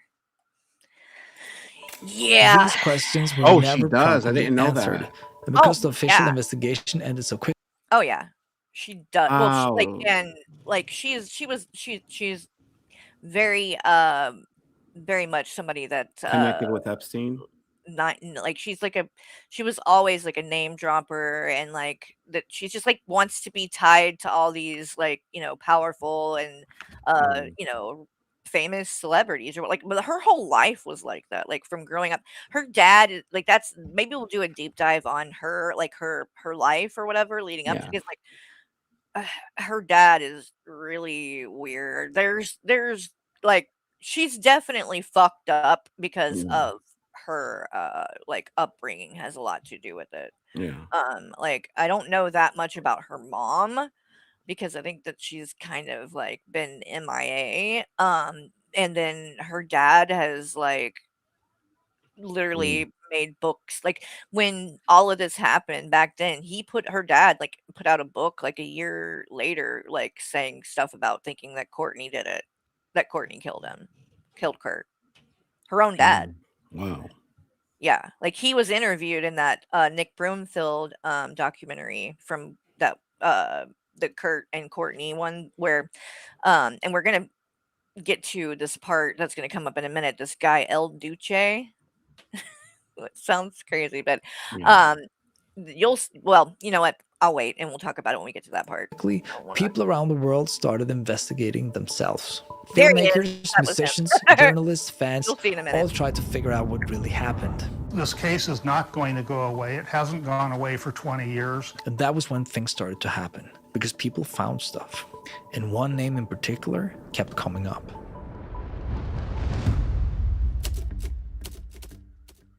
Before we go any deeper, I want to give a shout out to Higgsfield, who made this video possible. Higgsfield is... Shut up, Higgsfield. You didn't pay me, so we're skipping that shit. Right. And we have premium. Guys, Damn it. Shouldn't get ads. Right? But shout out again to this channel. Man, I'm gonna drop his link again because this is a really good video. And dessert 175,000 in 3 months is not bad, but like I don't know. It's weird to me that more people are not making a big deal about this. Oh, They Live is free now on YouTube. Oh hell yeah, we're gonna watch that in Discord at some point. Oh, is too. that a good one? And- well, here's the thing. I don't think I've ever seen the whole movie.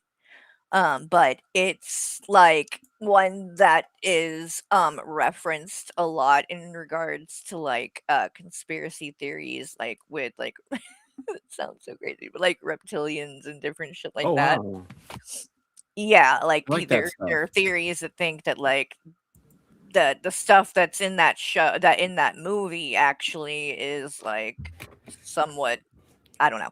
It's more ridiculous than anything else, the movie itself. But like it's like isn't it what is his name? Now I can't think. Rowdy something. Why can't I think of this guy's name?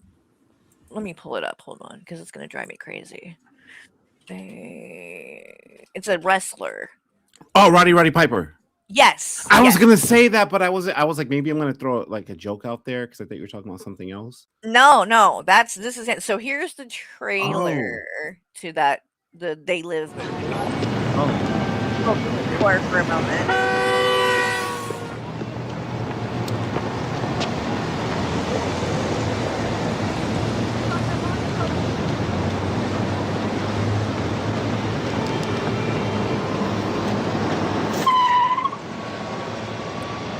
Oh, I did see some of it. He put the glasses on, and then like you can see like a Yeah, yes, yeah. I did It's see like a those. mind control And type you're like, of, what's wrong with you? Kind of right. thing. And then Yeah. he's looking at these people and they look normal without the glasses, but then you put the glasses on, they look like fucking monsters. Yeah.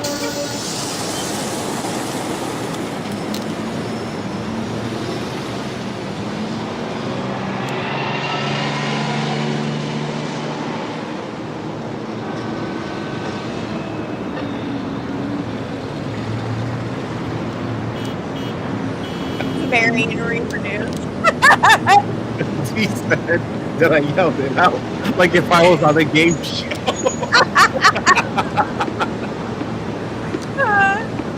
Because it's true.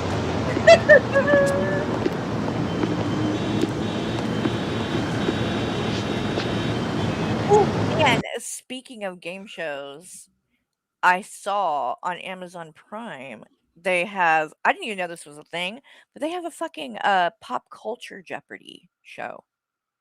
Like it's Jeopardy, but it's all only like pop culture. And I'm like, oh, I will fuck that. Oh, we're gonna have to watch that sometime, maybe in Discord too.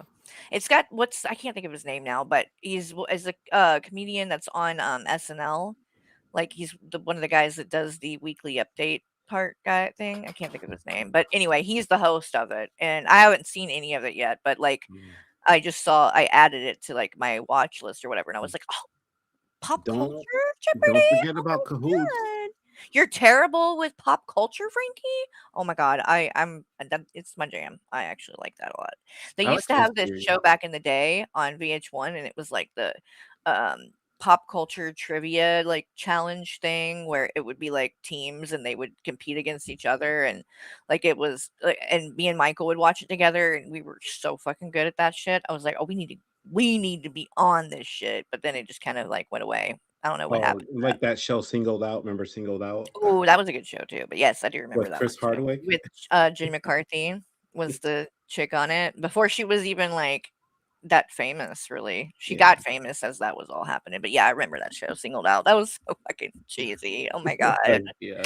But see, it's like stuff like that too, though, that I like would really like to like revisit and watch in Discord, like go and see like trying to watch it now and being like, oh my god, like so different, right? Than when we were like 13 watching, and it Yeah. seemed like it was like great quality entertainment. Right, like Pants And Off, really Dance Off. cringe. Remember that one? You remember Pants Off, Dance Off? I know D does. No, D remembers that one. Hey, Von Beardo. Hey, Von.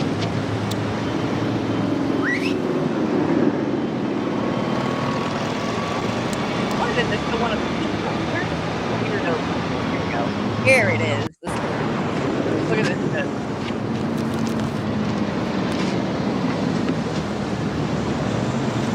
What's your problem?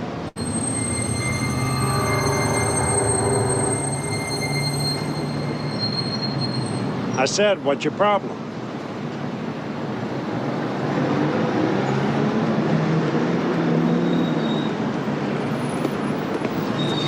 How are you today, sir? Okay, how's it going? Fine, thank you. Oh, hell no. Get away from me. You reptilian. The reptilians! Yes, Billy. I think this might be a reptilian as well on the screen here. What do you Oh, think? Courtney Love. It's funny because Family Guy would always make fun of her.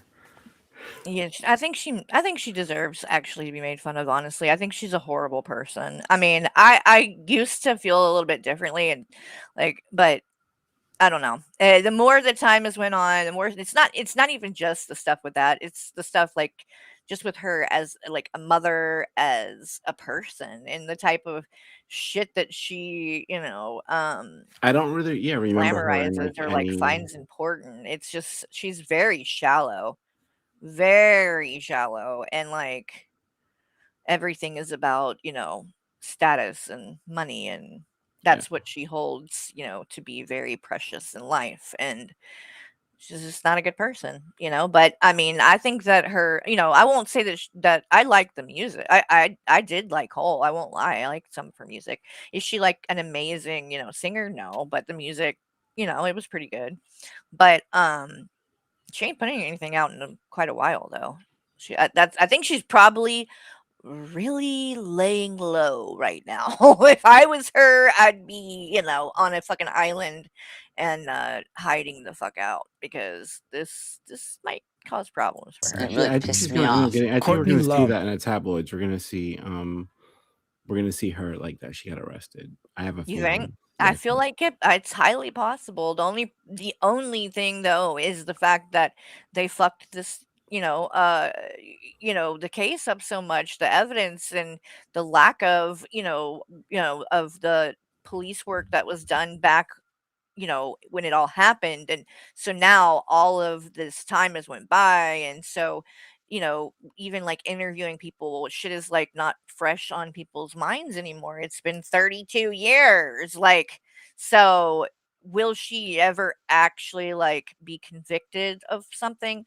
It's probably highly unlikely, but I think that at the very least, though, it's even if she doesn't like get criminal charges, I think in just terms of people knowing she did it is enough. Like, you know what I mean? It's kind of like shame, shame to I you. will never fucking, buy an album of Yeah. hers or Right.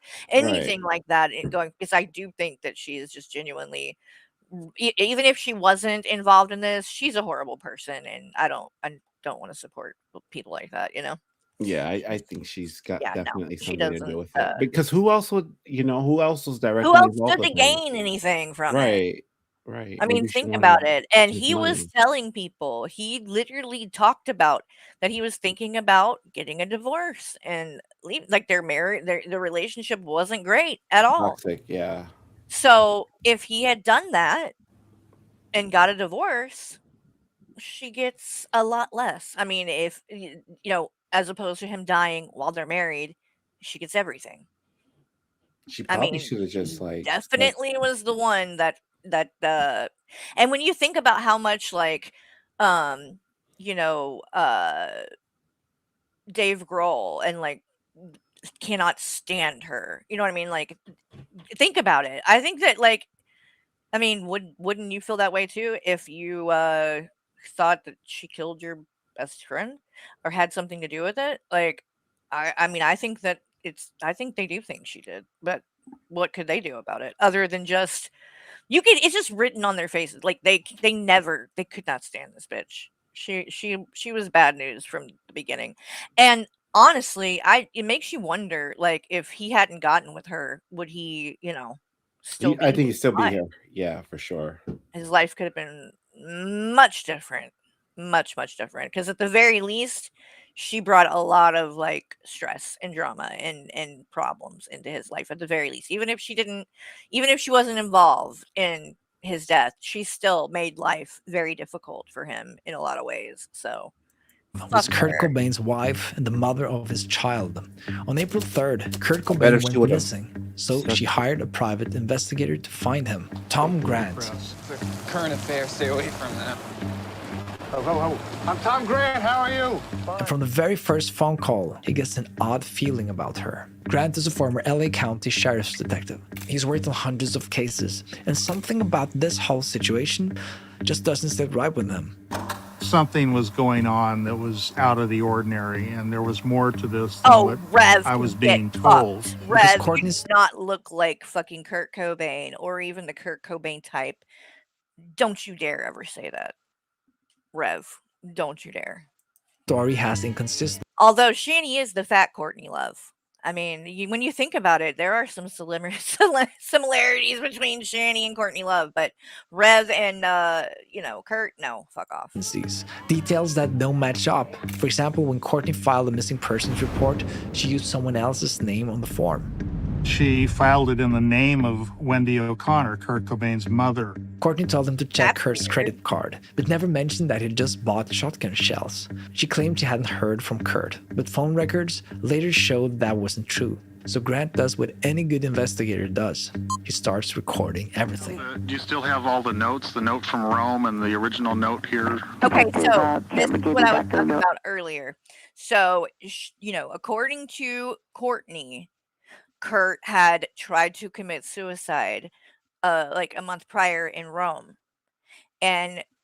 But yet other people were saying that it was an accidental overdose and that he wasn't suicidal and he was in good spirits when they were in Rome and whatever. So this was just Courtney's account. So she claimed that he had left a note, which is how, she knew that he was trying to do it. And so he wanted this note.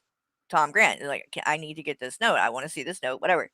That's what he's asking her about because he had been asking her to get him and give him that note so he could look at it and everything. And this is what she's no Rome, and he said, I would destroy this if I were you. It's not going to do you any good. So you got rid of the original note? Then I kind of want to get morbid for a the second. suicide note from Rome? Yeah, go ahead. Just want to get morbid for a second. Like, you've ever thought, like, what if, like, you're dreaming, right? And you're having one of those, like, chasing nightmares. And then, like, you die in your sleep. Like, do you, like, just, like, ascend, or If do you you die stay? in your dream, do you die in real life? That No, kind of thing? like, no, like, if you die, like, in real life, like, do you stay stuck in the dream, or do you kind of, like... Shit. That's kind of creepy to think about, I guess, but I've always I wondered will. that. Yeah. Well, yeah. I mean, what happens? Because at there's all? people that just die in their sleep, and it's like, how does It's a that... good. I mean, I'm saying it's a good way to go. I mean, it's not a bad way to go. It's not a bad way to go, but, like, do you, like, float above your body and you're like, oh, I'm dead, okay, bye? Or do you, like, stay in your dream? That's the question. Because I've been married in I dreams, don't know. and I like, wish I did. It would answer a lot of questions if we knew what. But I've thought about that. Like when you just like in general, like when you die, like does everything just stop, or are you just like forever in like that place that you go to I've when had this, you're yeah, you know? yeah. It's like what part of that is us and what part of that is just like a bodily function. It's hard to like Wrap your mind around that or whatever. You know what I No mean? more cookies for I Blame You. What? They were regular cookies, but I was Oh, just they thought that edibles or something. they're not edibles. No, no. I was just like No, wondering I because all this blame stuff you is very like you're like a goody goody. You don't I'm do like a anything square. I bad. swear to God, I'm like a square. I promise. Like, Now me on the other hand. but I've always wondered that. But I have always said like, I always thought like if we do like pass away, like we get reborn into the future, so we'll be like born in the year 3000. That would be cool though. Wouldn't that be cool? Like we get recycled like into the future, Right. Like right? well, Like the multiple Jetsons. lives or whatever. Or Here is what do you call Gary. it? Just like in your No, little for ship. real. I think that's so interesting to think about though. Like it's scary too though. That's the only thing. Like I have always had, well not always, but you hate the thought of dying. Yes, exactly. That's how I am too. Like I actually used to have a lot of anxiety around that. Like when I would have like panic attacks and stuff, like a lot of times it's triggered, like it's like a health anxiety type of thing that happens to me where like like my heart will start racing and then I start feeling like lightheaded and so I start feeling like I'm going to pass out and so then my mind, like it triggers in my mind that I think that I'm dying and I'm having a stroke or a heart attack or Oh well, something like try that. seeing a centipede, and then I thought I was dying. Like, What? a centipede. What? A centipede? Yeah, that made me feel like I'm dying. You don't have centipedes? What made it? Wait. What did you eat? What kind of cookie did you eat? It was Chips The Ahoy. fuck does a centipede have to do with it? Wait, Because explain what, this. I'm so confused. you're Whatever talking was about it? that sometimes you feel like you're gonna die or like you get like anxiety. I was like, well, try seeing a centipede. That would make you feel that way, right? That's going. Oh, it's going over my head. What do you mean? What are you like? I'm missing the joke. What the No, fuck? no, like What what because they're creepy and like they get you like scared because they have all these little legs and that's that's why. That's anxiety inducing, isn't it? No, not really. Oh, what? No.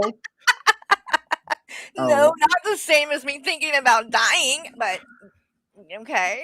They're creepy that you think They that are you, creepy, but I'm not like scared of. They don't make oh, me think about dying. oh, they do for me.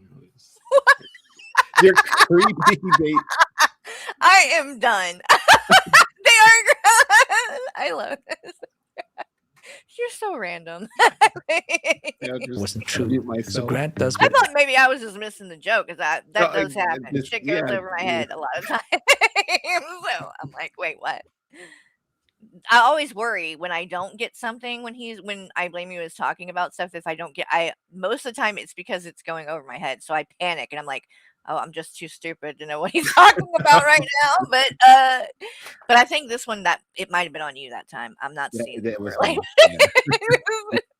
Any good investigator does. He starts recording everything. Do you still have all the notes, the note from Rome and the original note here? Detective Cameron gave me back the note from Rome, and he said, I would destroy this if I were you. It's not going to do you any good. So you got rid of the original note that I burned it. But the suicide note from Rome you burnt? Yeah. Tom goes to speak. Now, how does that make any sense that she would do that? And I don't believe for a second that a detective told, oh, a human centipede. We watched that movie in Discord, by the way. That's a freaky That was thing. disgusting. Yeah. But anyway, but yeah, like you fucking burnt it? Why would you burn the note? And I don't believe a detective told her to do that. But I want to know, like, they should fucking question this guy, this Detective Cameron. Did you tell her to burn this note to destroy it? Why would a detective ever tell you to destroy something that could be fucking evidence? It doesn't even make any sense. The only reason you're destroying something is because you think that it makes you look bad. You know what I mean? That's what she even said. He said, if I was you, I would destroy it. It doesn't help you. No, you mean it doesn't, like, it's not that it doesn't help you. It's that you are actively trying to make sure that it doesn't look like you had you know what I mean? And the other question is like, was there other stuff in the note? Like, because a lot of people have said that he was talking with his close friends and things like about leaving her, like, and saying like, "This is just it's just not working. I think I'm gonna have to get out of this. Like, I'm not happy." And so you add that with that, and then the fact that she's the only one saying, "Oh yeah, he was definitely suicidal," and he even, what happened in Rome, when everybody else that was involved in the situation in Rome, the other bandmates and all that, said it was an accident. They never took what happened in Rome as him trying to commit suicide. It was him drinking on pills, like, and took too many pills or whatever, but that he, it wasn't because he was trying to commit suicide, and they took him to the hospital and he was fine. But then when he went missing and then they find him dead later, then Courtney was the one that started telling this story and saying, "Oh Yeah. yeah, well, when he went to the hospital in Rome, that he was trying to commit suicide then." And they're like, "Well, what makes like, and, oh, well, he left a note."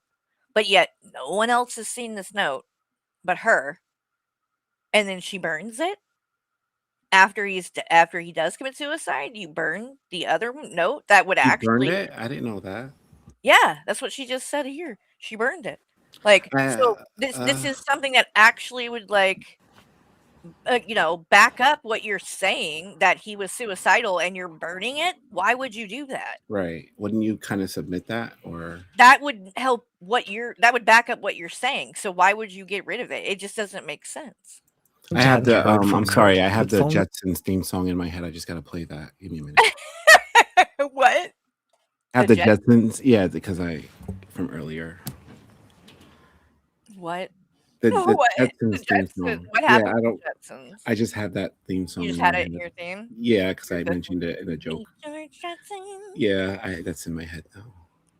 You would think that I records ate a later like show a weed cookie, but I promise y'all I didn't. I just think it's the weather. I think no, it wasn't weed, it was, ayahuasca for sure. that wasn't Something. true. So Grant does what DMT, any good something like that. investigator does. He starts recording It's gonna be everything. on a Do you trip still for a have all the while. notes, the note from Rome and the original Listen note here. here? Detective Cameron gave me back the note from Rome, and he said, I would destroy this if I were you. It's not going to do you any good. So you got rid of the original note that I burned it. But the suicide note from I Rome you burned burnt? Yeah. Tom goes to speak with Why? Courtney's That's attorney, so Rosemary weird. Carroll, and Carroll tells him Okay, something so here's unexpected. the attorney. Suicide note. Right here. This is Rosemary Carroll. She's the one that I was telling you about. This is where Courtney went to her house in the weeks leading up to Kurt's death, leaves this backpack there, doesn't come back and get it for some reason. And after it's been there for, weeks and weeks and weeks, she looks in it, finds this notebook, and then finds the handwriting practice sheet, calls Tom Grant, and says It this. was a pastiche of things that he had written before and of someone copying his handwriting. Tom, along with many others, began theorizing that Courtney Love might have actually taken part in Kurt Cobain's death. But why? And it's a motive that's as old as time. And this was a great deal of money. Kurt was worth millions of dollars. If there's a divorce in the works, Courtney's going to get half of everything at best. If he ends up committing suicide, Courtney ends up with everything. According to multiple sources, Kurt was planning to divorce her and rewrite his will. So here's a woman that came into this man's life and in less than a 3-year period owned everything that he had accumulated through his own talents. Her behavior in those final weeks raised even more questions. 2 weeks before Kurt died, Courtney called 911. She claimed Kurt was locked in a room with a gun. Courtney Cobain told officers Kurt had locked himself in a room Hey, Chubby and that he was Nubby. going to kill himself. Good to see you. Police rushed to the Lake Washington house, and when they arrived, Kurt opened the door. He told them he wasn't suicidal at all. He said he was trying to get away from Courtney and that he didn't have a gun. And when police questioned Courtney about the 911 call, she admitted that she'd made the whole thing up. Okay, so this is the part with El Duche. Okay, so this guy, El Duche, this was from the Nick Broomfield documentary. This is back in 1997. And this guy he's in the music industry too. He does this, like, it's like rock, but the music is all about, like, fucking killing people and, like, beating women Oh and my god. yeah, like, he's a masochist or whatever, and, like This El douchebag guy? yes, this El Duche they're about to show. Oh. He is, like, a total fucking scumbag, but, he claims that, Courtney Love paid him or tried to pay him, offered to pay him to kill Kurt Cobain. Oh wow, that's very, very And he gets interviewed about it, but let me let this play and y'all see what happens. Let me give it. Tell you, where's the booze? Sure the dog won't get out and attack us here? 2 years after Kurt Cobain died, a punk rock musician named El Duche went public with an explosive claim. El Duche said that in late 1993, yeah. Courtney... That guy that held up his middle finger kind of is giving me like the kind of people that talk shit about you. Yes. Right? Yes. Right. That's exactly what it is. That is exactly that kind of person for sure. In fact, let me see something. If I can find a clip or something. Let's see. Because The ones that want to go to your house.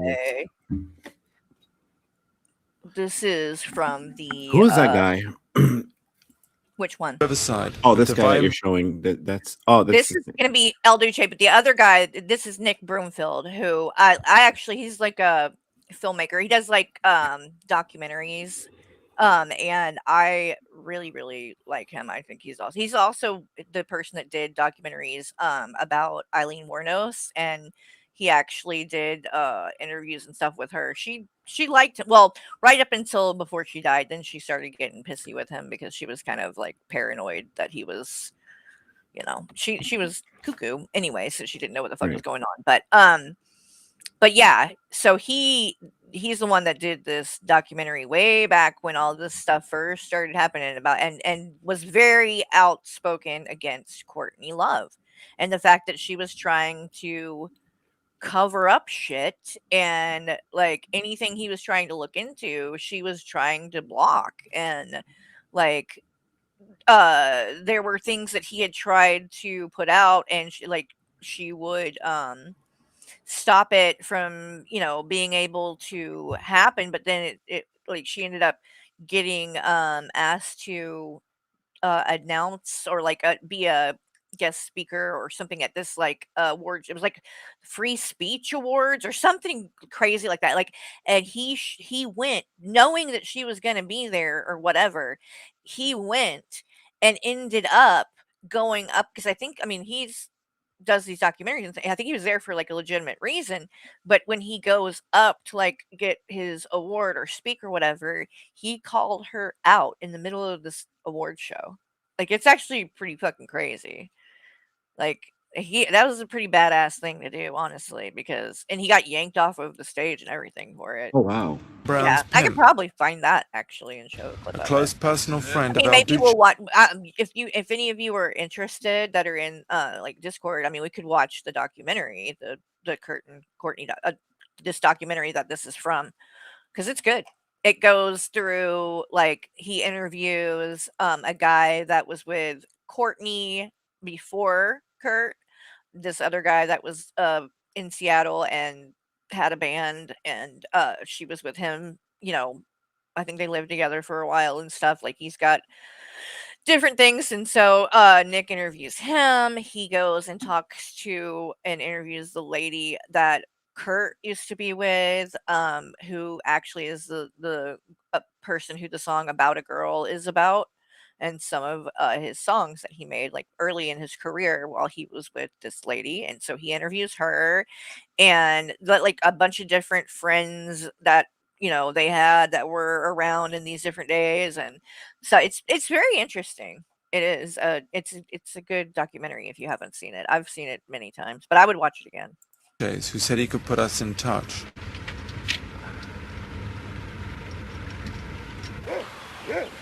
Let me give it. Oh, congratulations! Chubby VW is gonna be a grandmother. That's so awesome. Oh, congratulations. Congratulations. Yes, So yes. She said it's exciting. gonna be a Christmas baby. Oh, that's so That's sweet. beautiful. Jackson was almost a Christmas baby. Jackson was born on, January 11th, so Oh, he's was he? So he's right after. He's a Capricorn. Capricorn. Capricorns are nice. Jesus was a Capricorn. And Capricorns are Elvis really was nice. too. Yeah, so his birthday is close to Christmas, which is always, like that's the thing, like, we're, broke at Christmas because it's like, we gotta do Christmas and presents and everything, and then 2 And weeks then later, yeah. birthday and Kinda all that like, stuff. like with Puerto Right at Rican the people same and time. Three Kings Day. Like, you got Christmas and then not every Puerto Rican celebrates Three Kings Day, but Really? yeah, but you have like they're like, "Oh, we're exchanging gifts." I'm like, "What do you mean? Like Christmas is over? Like Three Kings Day?" I'm like, "Oh, you're one of those Puerto Rican people? Oh God." Oh, I've never heard of Well, Three Kings Day. That yeah, would yeah, work. some That's do, yeah, interesting. yeah. But yeah, he was close to Christmas, but well, he was actually I wasn't due until the 19th, but I had him like a week early. No, Capricorns are really He was sweet. ready Like though. Oh Capricorns and god. Aquarius get along really well. If I had like when he was 7 pounds 2 ounces. So and that was a week early. If I would have went full term, he would have been yeah. I'm glad that he needed to come out then because that was I don't know how these women that have like 10-pound no way. 10-pound babies? Jeez. Oh my god, yeah. I've had a couple of friends that have like I think Ryan, I don't know if Rebuildable Ryan is here, but I think one of his babies was like a 10-pound baby. Oh, wow. Mhm. Big baby. I think it was his youngest one, his youngest baby. Yeah, because I remember him. He told us we're talking about like he was a big baby, big Oh, baby. I don't so know was how Rebuildable babies. Ryan like the 10-pound or he had a 10-pound baby? Well, he didn't have it, but Oh. his wife had Right, it. right. I mean, yeah, yeah, yeah.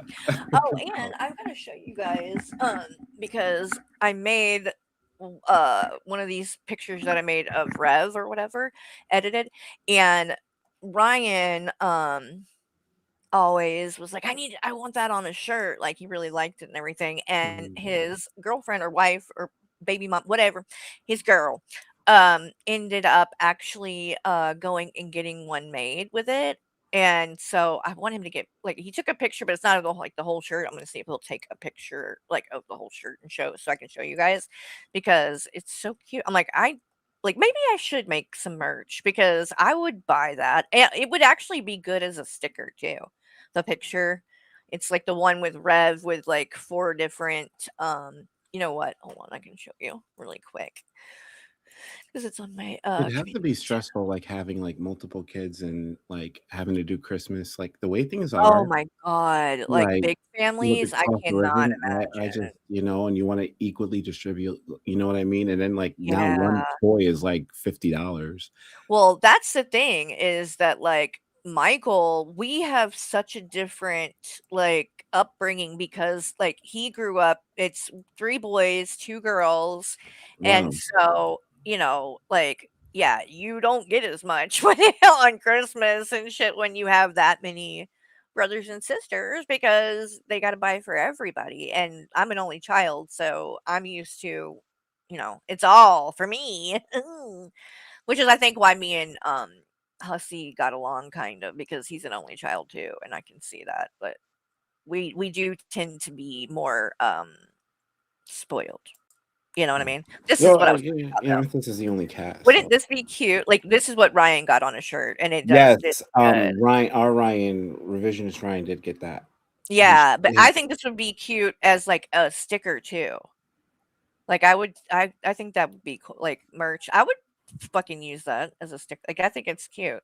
Not cute in like don't get any ideas, Rev. It ain't cute. It's cute Oh, in he'll like say, "Oh, Carrie thinks funny, I'm cute." dark humor type of cute. Not Right. let me reword this Oh, before yes, he reword thinks that. that like he's a superstar now or some shit. That ain't what I meant, bitch. And another thing that I think would be a cool one for a sticker is this thumbnail Where is it? I think the best way that Ryan, because people are gonna ask, right? Because people do get curious on like, what This do you one have on right your like, here. what's on your hoodie or what's on your shirt? The blue faces with the red Just in the say a background. crackhead, A quackhead. a quackhead. Just say that. The Jackal episode of Carried Away. Just makes me laugh. I love that though. Like we talked about it for 2 seconds, but I was like, I don't care. That's gonna be the That was so funny. sure. That was a funny one. Let's see. Hold on. Now I gotta pull this up.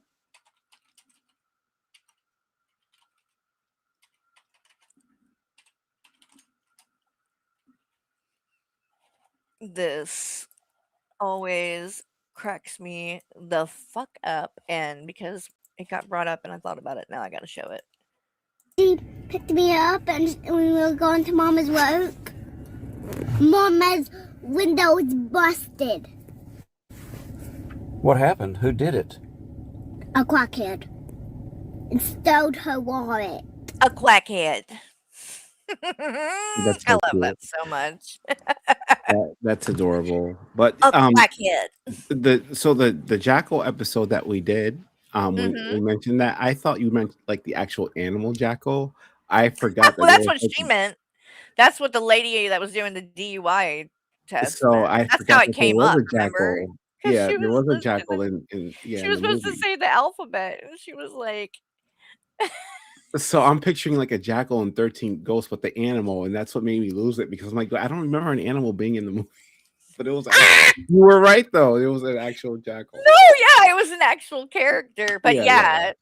she meant the animal for sure, 'cause she was like, "Armadillo," and she said what it was so funny, I can't even remember all of them that she said, but she was literally just supposed to be saying the fucking like, letters, alphabet, and she was, like, listing off All these other animals. these kangaroo, Kangaroo is one of them. jackal, and Right. oh my god, that's one of the funnier DUI arrests that I've ever seen. Alright, so this is the El Duche interview. Back to Back, the Vixen. we're getting off track. We'll try to rein it in. Looks like He him has right flared there, Ashley. pants. Wow. That's the one. There he is, El Duche. Where? There he is right there. So he's bottoms. Hey, I got some Courtney Love there. There it Dude, is. this is gonna be Rev in about This is him, El 15 years. Duche. Yeah. This is the. No fucking crash heap. Tell you, he's. Where's the booze? Sure, the dog won't get out and attack us here. Hold on. This is- What was that? Something banged. I'm like, what the fuck was that? Make sure nobody's like falling down the stairs or something. Like I heard a loud bang. I was like, wait, what is that? Dog got angry dog. Perverted. It He's might just have a been on the- perverted. Yep, a warped, Oh, he's got a fly swatter. intoxicated. Bet he needs that. Most of the time. So, but you did He some definitely deal with drinks a lot of Courtney, beer. right? Yeah. Oh yeah. She offered me 50 grand to whack Kurt Cobain. Yeah, I was telling you this. She what? 50 grand to whack Kurt Cobain. And that's a fact, is it? But people might think you're not the most reliable witness. Well, that's too bad. You may not be the reliable witness your own self. Now think about that okay, one. Good one. Yeah. Dumbass. You know, when she No, I wouldn't offered me be. I don't money- know anything. Why would I be a reliable witness? God Fuck. dang, I wish I would have taken it, man. But I know who whacked him. But how were you going to whack him? Did she tell you how to do it? Yeah, blow his fucking head off. So She where had were a you going to shotgun. find him to do it? Well, up there, and she gave, mapped it out. I mean, up there in Bellevue, wherever they live, right outside Seattle. I know right where the house is. I know right what garden to pop him in. I just didn't think she was serious. But did she tell you how she wanted you to Yeah, pop she him? says blow his fucking head off. I got the shotgun. But she didn't say anything about Make it making look like a suicide. Well, yeah, but if you just blew his brains out like you said, it wouldn't look like suicide. It looked like you blew his brains Right. out, right? But I told Alan, my friend, who I'll let the FBI catch him. But that's just the way it's done. End of story. Yeah, he's saying I he got- would have done it. Hey, 50 grand does a lot of talking. You buy me a beer, I might do some more talking.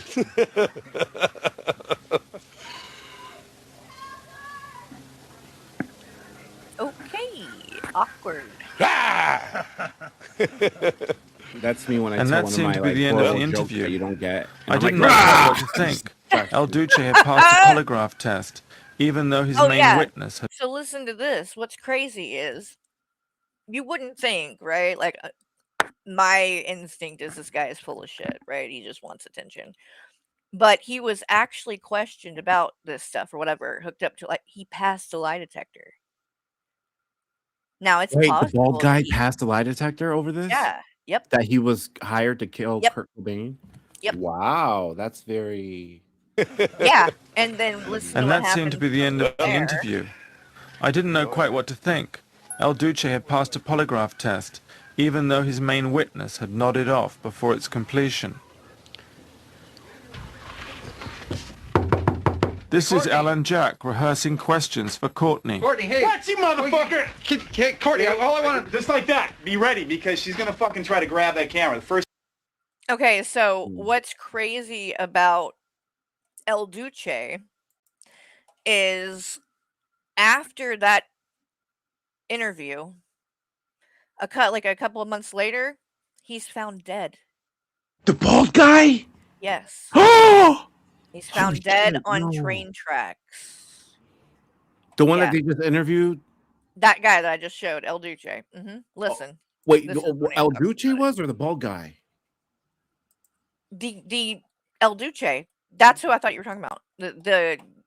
This guy. Hold on. Wait, where did it go? Did I close it? I might have closed I'm it. sorry, y'all. I'm yelling in your ear. No, but the guy that was saying that he was hired by Yes, so the bald Courtney or was or the guy of my complexion, the tan guy, El Duce. That's El Duce, right? No. The bald guy is El Duce. Oh, the bald guy's El Duce. So he's the Yes. one that was found dead. Yes. He Holy claims shit. that Courtney said she would pay him 50,000 to kill Kurt Cobain, but he didn't think she was serious. Like he thought she was just talking shit kind of thing or whatever he claims. And then when he finds out that he was dead from a shotgun, he's like, yeah, she was serious and paid someone to do it or whatever. So then he gets interviewed by Nick Broomfield here or whatever, and then a couple months later, he mysteriously is found dead on train tracks. Do we know And the cause of and death? they claim that he was drunk and just like it was an accident. I don't know about all that. Doesn't really add up, but Right. yeah, I think he mysteriously died 2 days after the admission. So 2 days after that, He was he's drunk found and dead ended up on the train tracks. and is dead, yeah. I'm normally drunk and ended up in Love someone's offered bed, let alone a train track. How do you end up on a train track? $50,000 to kill Kurt. Yeah. We're talking about Well, Courtney better Love than he usually wakes up in an Uber. contacted you to kill Kurt Cobain. Yeah. I was hanging out in a shop in Hollywood. For the record, El Duce wasn't exactly credible. People might think you're not the most reliable witness. Well, that's too bad. His entire career was built on being shocking and offensive. How do you describe Mentor's music? What is it to you? Male chauvinism rock. He had everything to gain from making wild claims about one of the most famous women in rock music. But at the same time, he passed a polygraph test about these claims. So That's just saying. crazy. He passed a polygraph though. 8 days after giving a videotaped interview, El Duce was struck by a train in Riverside, California. The death was ruled accidental, and he was drunk and wandered onto the tracks. But the timing... So he's drunk and wanders onto train tracks. Went on a gets hit by train. misadventure? Yeah. Gosh, we're going on a misadventure onto the train tracks? That doesn't make sense. Yeah. And this is what I mean, where it's like any of these things on their own don't seem like it's like, that's could be coincidence, right? Like, but it's like there's just so many things tied to this and tied to his death and tied to Courtney that just when you put it all together, it's like it's too much to just all be a coincidence. Something ain't right. Like, you know what I mean?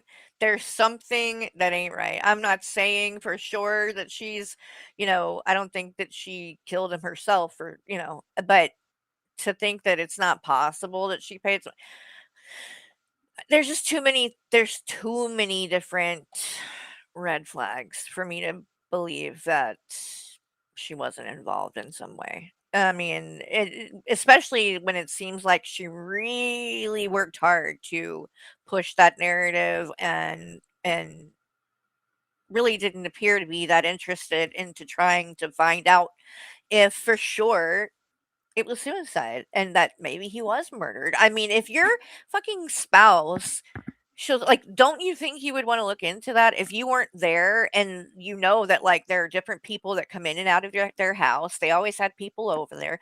You wouldn't think it was possible that someone coulda hurt him and murdered like, you wanna look at like, wouldn't you be the one being like, "Why is the investigation already closed? Like, why are you already saying it's a suicide when you haven't even got the toxicology back?" You know what I mean? Like, most people Right. that lose a family member that way, they they need to know that that is like because you wanna believe anything else but that.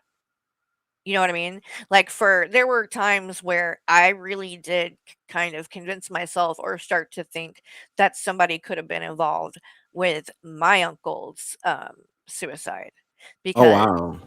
at the time that he in his life, um, he had, basically lost his wife and had to retire early from the police department because of, you know, issues tied to drinking and things.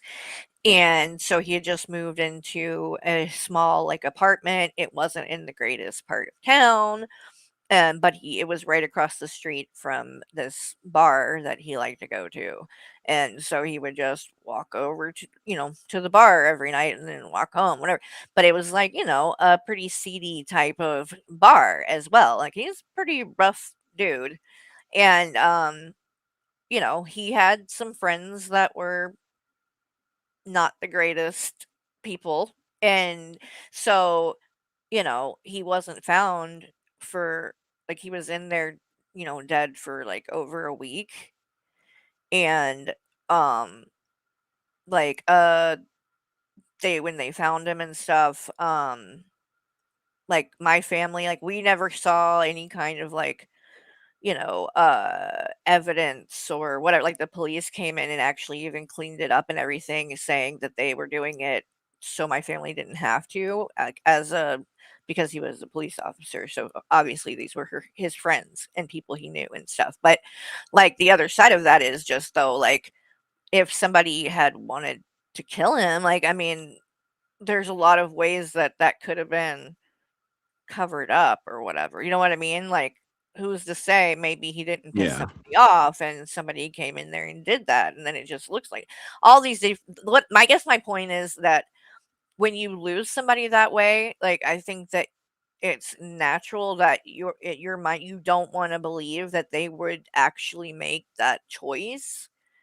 You wanna believe that there is a chance that that's not the way that it happened, and then you also have the side of it where it's like, you would want justice, right? Like, you wanna know for sure because if something like that if it wasn't, then that means, the person who did it is, like, walking free and, whatever.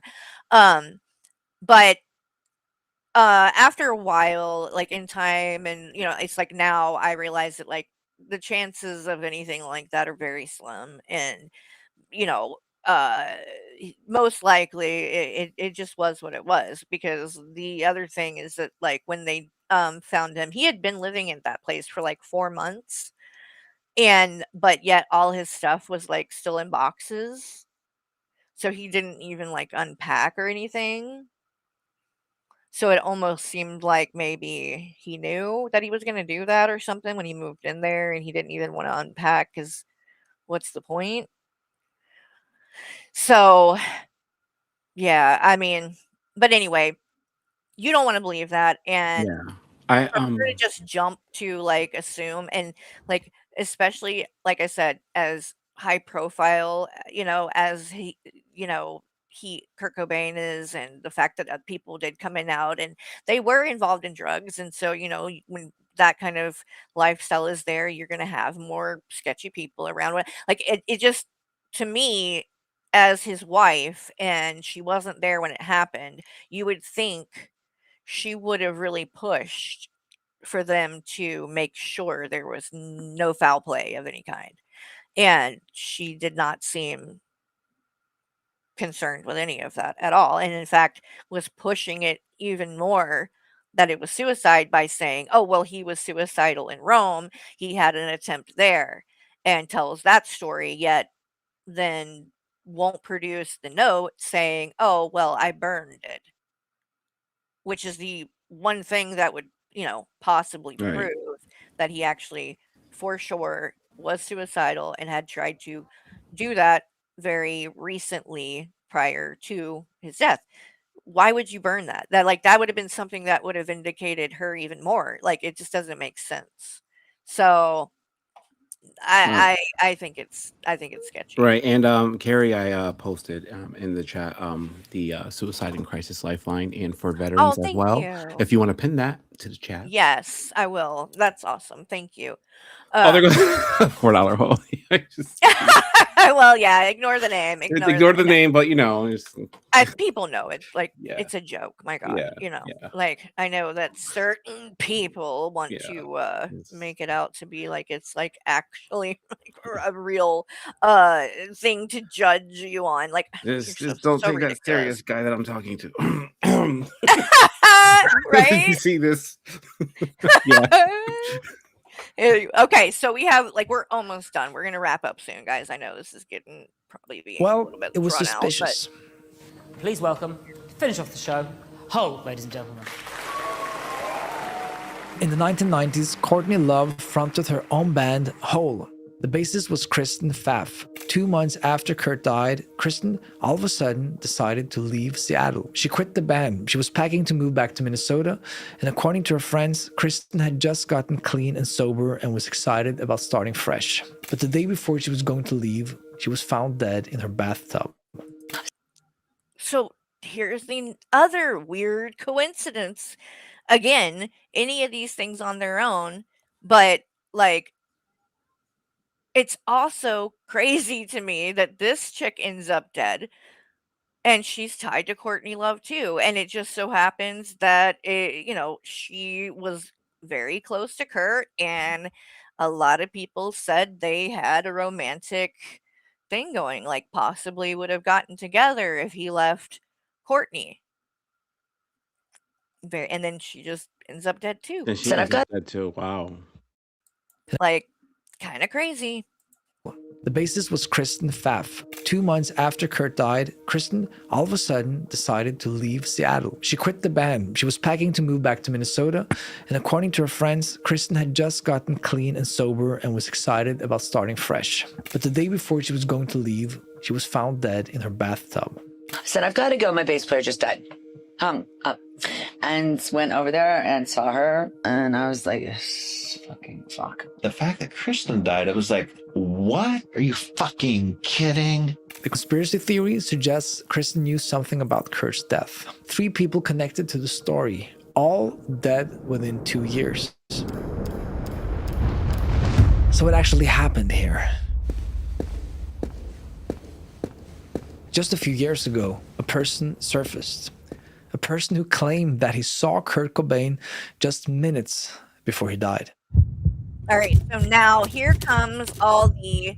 This is more new because this man claims he was there the night that Kurt died, and that he's coming out now to talk about this because he himself is dying. He has cancer. And so I guess like guilty conscience kind of thing. but Joseph Burns sits he's in front of the decided that camera, he needs to 30 come years out of now guilt and talk written about it. across his face. He's about to tell a story he's kept silent about since 1994. Hi, my name is Joseph Burns, and I was there at the house on Green Lake when Kurt Cobain was murdered. Joseph Burns was part of the Seattle music scene in the early 90s. He played in several grunge and punk bands around the city. He met the members of Nirvana around 1989, and Kurt Cobain actually loved his music, so they became close. By April 1994, Burns and his girlfriend were dealing drugs, and Kurt was one of their clients. Yeah, Yankee He was a Candle. rocker. He was a punk. I love them. Right? He was a biker Goose Creek at one Candle's pretty time. good too. Anybody heard of Goose Creek? Goose Creek? No. I think I've heard. I don't know for sure though, but and what was this recently? It popped in my mind with Yankee Candles. I was watching something recently, true crime, where it was somebody that got hit in the head with one of them glass Wait, candles. with a tart? Like, no, with the Oh, with a glass jar of heavy Yankee glass Candle? one. Oh my god, that Yeah. could oh no. Oh No, yeah, oh my you god, could. no. Mhm. Yeah. So when I Now saw you're gonna Yankee clip Candles, this I don't and know. say It that made I me think laughed about at that because I somebody. just heard that like recently about that, and it stuck out in my mind because they were talking about Yankee Candle, and I'm like, oh yeah, those fucking things are heavy. Like that would Look at fuck they're you gonna up. clip this like look at Carrie's co-host laughing at somebody Laughing getting at someone in the being head with a murdered, Yankee Candle crashed to death. jar. Oh. Oh, please, wah, wah. And he had some felonies. He was involved in the drug game, different types of drugs. But that's part of the story with Kurt Cobain. This is Chris Todd, an investigative journalist who spent years investigating the death of Kurt Cobain. You know, Right, this is who was at the I house. know, isn't it? I'm like that too. It is hard to burn candles like that when you're like, oh, I don't want to waste. Like you feel like you need to wait for like a special occasion or some shit, I but it always never happens, and you're right, like, I always buy the you end up tarts having because 20 of them that like you yeah. don't. Yeah, you buy the little things that you melt. The Is that what little you're tart. talking Yeah, about? I had the Mountain Lodge collection. It's like the wax. Remember the wax warmers that Yankee Candle used to do? Yes. Yep. And I had the one I that used had to like the love bear those. on the tree, and then like it had a little thing hanging down. Yep. And I used to get We the used tarts to. because I get tired of like with the big jars. You get tired. You don't It's smell it hard to put your anymore. fucking hand in them too to light them. Yeah, I used to use Like, the long as it lighters. goes. Yeah, you Yeah, have to yeah, when it yeah, gets, like, halfway down or, yeah. and go because it's so hard, like, like, you have to, like, when it's really down low, you have to, like, light it the freaking lighter if you're using a Yeah. regular one, and then, like, just try to stuff your hand into the jar, and you're, like, Right. I burnt pushing as hard myself as you by can. accident. Yeah, it's really hard, actually. It's a Yeah. pain in the ass, so, yeah. Yeah. You gotta have one of those long, Long lighters, or I yeah, get a bamboo skewer, and I used to do it torch or that way whatever the too. hell. Yeah. Yeah, but those and they're expensive. That's They the other are. thing That's about that those. They're it's really like one expensive. candle's like $27.99, you Yeah, know, it's uh, crazy. but the tarts, they were like $1, and like you get to change up the scent, if Yeah, like that is after a good 4 way to do hours, it. 6 hours, you could change it. That's what I like about it. Right, change Yeah. it up, yeah. Yeah. I will say I do like the wood, wood, The wick. wood wick, oh Yes. my god, they go oh, Yes, they're so I like that. annoying. I like that. I don't know Yeah? why. I like that. I like the ambiance of the crackling and the I like the way it looks, whatever, like the it's noise like is just it's like you have a annoying. little mini fire It's yeah, but it's fire like going on. amethyst is like clawing into like I can furniture. see that it would freak her. Yeah, I could see that. That might be a problem. So, It yeah. just reminds me of her like using her claws to go against something. It's like Oh, yeah. I'm like, stop. Yeah. Scratching. You're like, "Is she Yeah. scratching the couch? What is that Right. Like, noise?" what the hell's that? Oh, it's a candle. Most of these people were drug users and dealers. Here he's referring to the guest list of the people who were at Kurt Cobain's house at the night of the murder. And one of those guys was Joseph Burns. I went to the kitchen to grab something, and Kurt was there. That night, the house was full of people. Musicians, dealers, friends. Kurt had just flown back from rehab. Around 2 a.m. on April 3rd, 3 men arrived. Not in any car. Apparently got dropped off in the driveway or something. Dylan Carlson, Mark Lanigan, and Why did they make these dudes look like they stepped out of the movie Grease? Look. On April 3rd, 3 men arrived. Not in any... Look. Oh my god, they Grease do. lightning. They Go do. grease lightning and burning up. Grease lightning. The car apparently got dropped off in the driveway Tell or me something. about it. Dylan Carlson, Buddy. Mark Lanigan, and someone Burns identifies as Danny. 3 men show up at the house. They were not there to party. They were on some type of weird mission, and that's how Joseph describes that. He followed them downstairs, and what he witnessed next was an assault. The men grabbed Kurt. They held him down. Burns watched how they forcibly injected Kurt with massive amounts of the drug. And that's when he was trying to get Kurt with this other guy to go back upstairs with them. Then they dragged Kurt's body out of the basement toward the greenhouse above the garage. Burns didn't follow them into the greenhouse. He stayed outside with his girlfriend. He sees Okay, movement. so the problem with this, though, that like the thing is, I'm like, you saw this happening and you did nothing? Right. Stood quiet for this long. Well, yeah, this one, but I mean, like, that night, you see, you're in his house. I'm assuming you're friends with him then. I mean, like, you're there in Kurt Cobain's house, and you see, like, and these dudes come in and start doing this, and nobody fucking did anything about it? Nobody, like, jumped in. Nobody tried to stop them. Like, I don't, that's the thing that doesn't make sense to me. Like, so everybody just sat, watched it happen, watched them drag him out, and did nothing? The fuck is wrong with y'all? If that's what happened, that's pretty fucked up. There, and then he hears a gun blast. It wasn't just like a regular gunshot from a pistol or a rifle. It was as loud as a regular gunshot. Callie Duche, Kurt's assistant, allegedly told Burns to leave, and that's what he did. She wanted to get out of there, and we finally left there. And he stayed silent for 30 years. So why come forward now? Well, Mark Lanigan died in 2022. Danny died in 2024. Burns himself says he's telling the story now before he dies too, before the truth is lost forever. He contacted investigator Chris Todd, who helped him write a book about that night. We have to be careful and mention that this account has never been verified. Burns hasn't testified under oath. Seattle police haven't interviewed him. He's describing an event from 30 years ago while admitting he was high and hadn't slept in days. The men he's accusing are either dead or haven't been charged with anything. But it's also the only eyewitness account claiming Kurt Cobain was murdered. And his claims do match the forensic questions that were never answered. The impossible heroin level, the staged suicide scene, the missing investigation.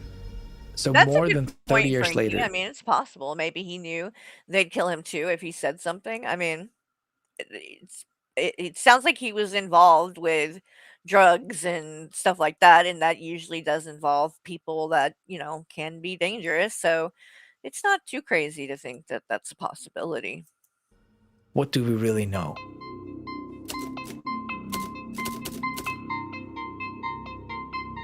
This is what we know for certain. On March 4th, 1994, 4 weeks before his death, Kurt overdosed in Rome. Nirvana frontman Kurt Cobain, who slipped into a coma and was hospitalized in Rome, Italy. His condition was apparently aggravated when he consumed champagne on top of a prescription painkiller called Rohypnol. Courtney Love called it a suicide attempt, but the doctor who treated Kurt in Rome denied the fact that Kurt had swallowed 60 pills. To him, it didn't look like it was a suicide attempt. A few weeks later, Kurt went to rehab in Los Angeles. He stayed there for 2 days and then disappeared. Days later, he was found dead with a massive amount of heroin in his system. Could this have been suicide? Absolutely. Kurt had allegedly attempted it before. He was depressed, so he fled treatment and he left a goodbye note. We know that Kurt struggled with severe depression his entire life. He also had chronic stomach pain that he could never get diagnosed or treated. And trying to eat your 3 meals a day and just concentrating and just crying at times, just like, I'm in pain all the time. And being on tour was a lot worse too, it made it even worse. Kurt had multiple stays in rehab. His journals were filled with dark thoughts, feelings of worthlessness and despair. He wrote and recorded a song literally called I Hate Myself and I Want to Die. But what about the other theory? Could it have been murder? Well, the evidence suggests it's possible. The heroin level that should have killed him before he could use the gun, the missing fingerprints, the suspicious behavior from people around him, the lack of any real investigation, and now an eyewitness claiming he watched it happen. I was there when Kurt Cobain was murdered. There's a principle in philosophy called Occam's razor. It says the simplest explanation is usually the correct one, and the simplest explanation here is indeed that Kurt Cobain killed himself. And you see the art, I mean, a lot of those messages are as plain as day. I'm not even going to say what they are, but you can see it. But yet, these are legitimate unanswered questions. Questions that could have been answered with a proper investigation. Questions that simply weren't asked because the Seattle Police Department closed the case within hours. There are times on stage when you simulate your husband's death. To some people, that's really terrible taste. And I guess the most controversial question, did Courtney Love orchestrate Kurt's murder? I think one has to be very careful before one makes accusations like that. I've never said that Courtney Love pulled the trigger. I do believe that there were people involved in a conspiracy that resulted in the death of Kurt Cobain. There's simply not enough evidence to conclude either way. Did someone in the house maybe kill Kurt that night? It's also possible. Joseph Burns claims he witnessed it, but his history of being a junkie makes his story harder to trust. He claims others were there and we need them to come forward. You know, when Kurt died, I remember the next day and thinking, I still get to live.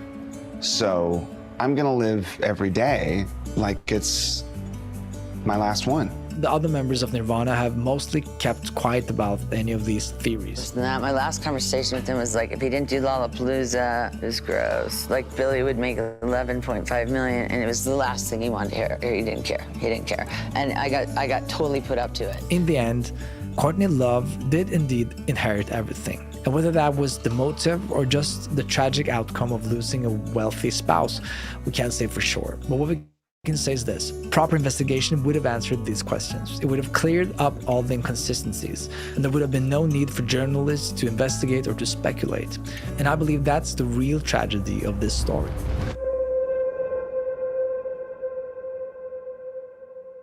No, what's really This was a up, different though? one and a bit controversial one. So we want to know what you guys think.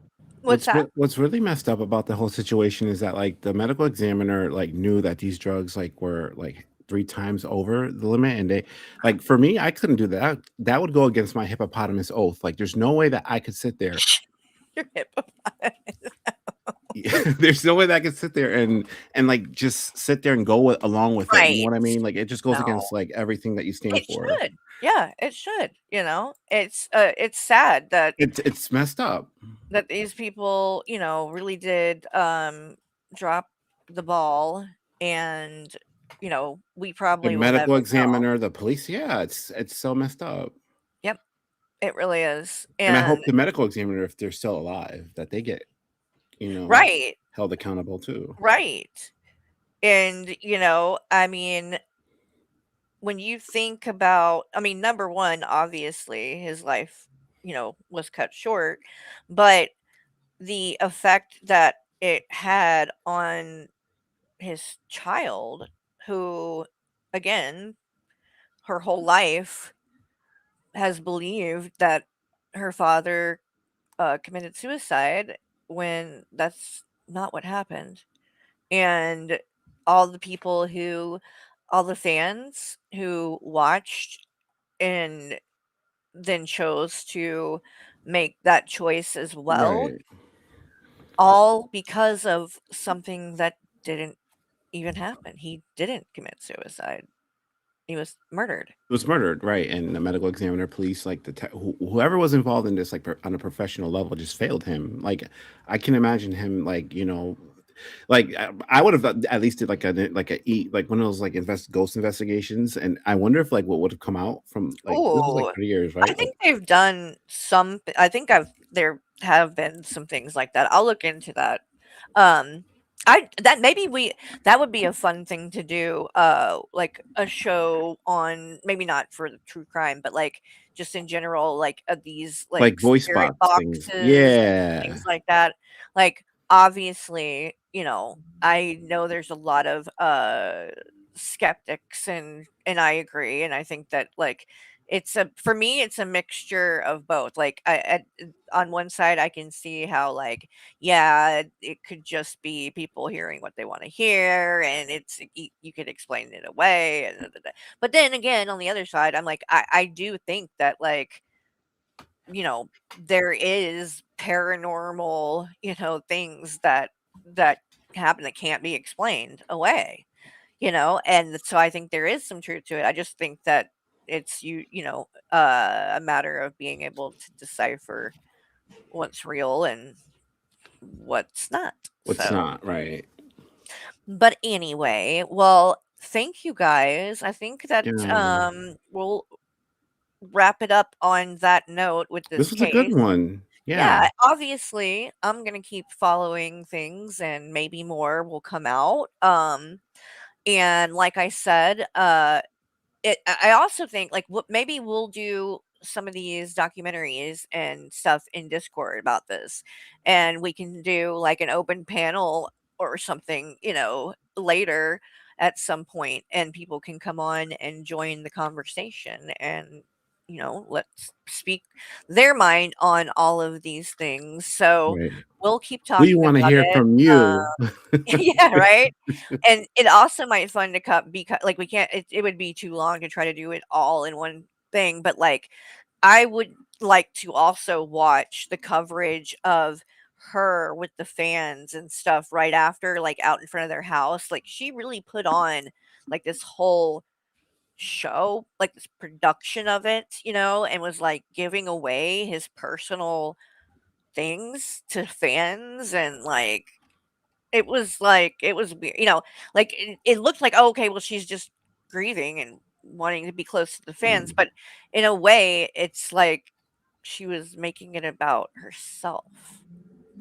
You know what I mean? Like, she Yeah. was the Oh yeah. star. Everybody was like, the focus was on her rather than even him in that moment.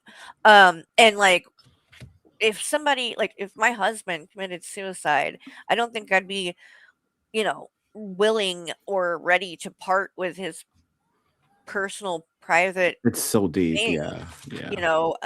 24 hours later. Like, Wait, she parted with his personal belongings 24 hours yes, later. Oh my God. she Wow. was giving away his stuff to the fans, like coming out of the house and like giving them different Wow. things. Yeah, like why would you ever Uh-uh. do that? It was I'll it be was stuffing my bereaved. Well, my if I'm the bereaved, then I would stuff my partner's like boxers in my pants. Like, there's no way. Like, I'm sorry. Like, no. she's very like between that stuff that happened, then there's interviews that she did that just come off as As kind of so weird. Like, I cold mean, and everybody grieves differently, right? But unattached, that's just and too like it's right. just there it's something about her. I do think she's evil. She's. I don't think that she did it herself, but I do think that she No, did but I pay think somebody yeah. to do it. Yeah. Yes, and she I knew think what was that going on. yes, and I think that she has like this like ego, and I think she's crazy enough, and that she's one of these women that would be like, if she knew he was going to leave her to be with that chick Kristen, I could see her being like, no, fuck that. If you're not going to be with me, you're not going to be with anybody. That kind of mentality. Yeah. I can see that with her. What was And that then she's couple? also just Oh, so vain, so mhm. shallow. All she cared about is status, and like, I mean, Yeah. even to this day when she does interviews, it's always name dropping all kinds of and Michael Stipe and Bono and like making sure everybody knows, she's friends with all these people. It's like it's gross. She just grosses me out. I was just gonna So, say, real quick, like, remember that couple that we covered? I think it was a few episodes ago that I guess like the girlfriend got jealous and then shot the husband in the living room because mhm. he was gonna date that. Remember that girl that he met online that he was gonna date? That they were gonna meet up, and then he shot her. Well, she shot him, and I'm then trying to the remember what girl was yes, yes, yes. You're talking about, Shayna Hubers. I'm gonna yes. give him the nose job he always wanted. That chick. Yeah, that chick. Mhm. It to Yep, me, this that is mentality. parallel, kind Yeah, of like with the it is. mentality. right? It is, it is. I can see that, and I think too, like, if he had divorced her, if, Mhm. Kurt had divorced her and gotten away, I could see her being a problem, like, for whoever he would have been with, um, Yes. stalking them, doing things to them. Like, I could Yeah. see her being like that 100%. She's crazy. She is. I mean, whether Yeah. you think she was, in any way involved in his death or whatever or not, you have to admit the bitch is crazy. Like she's nuts. Yeah. So there's a lot that can be, said about her, and we could probably do tons of streams going over her problematic behavior if we wanted to.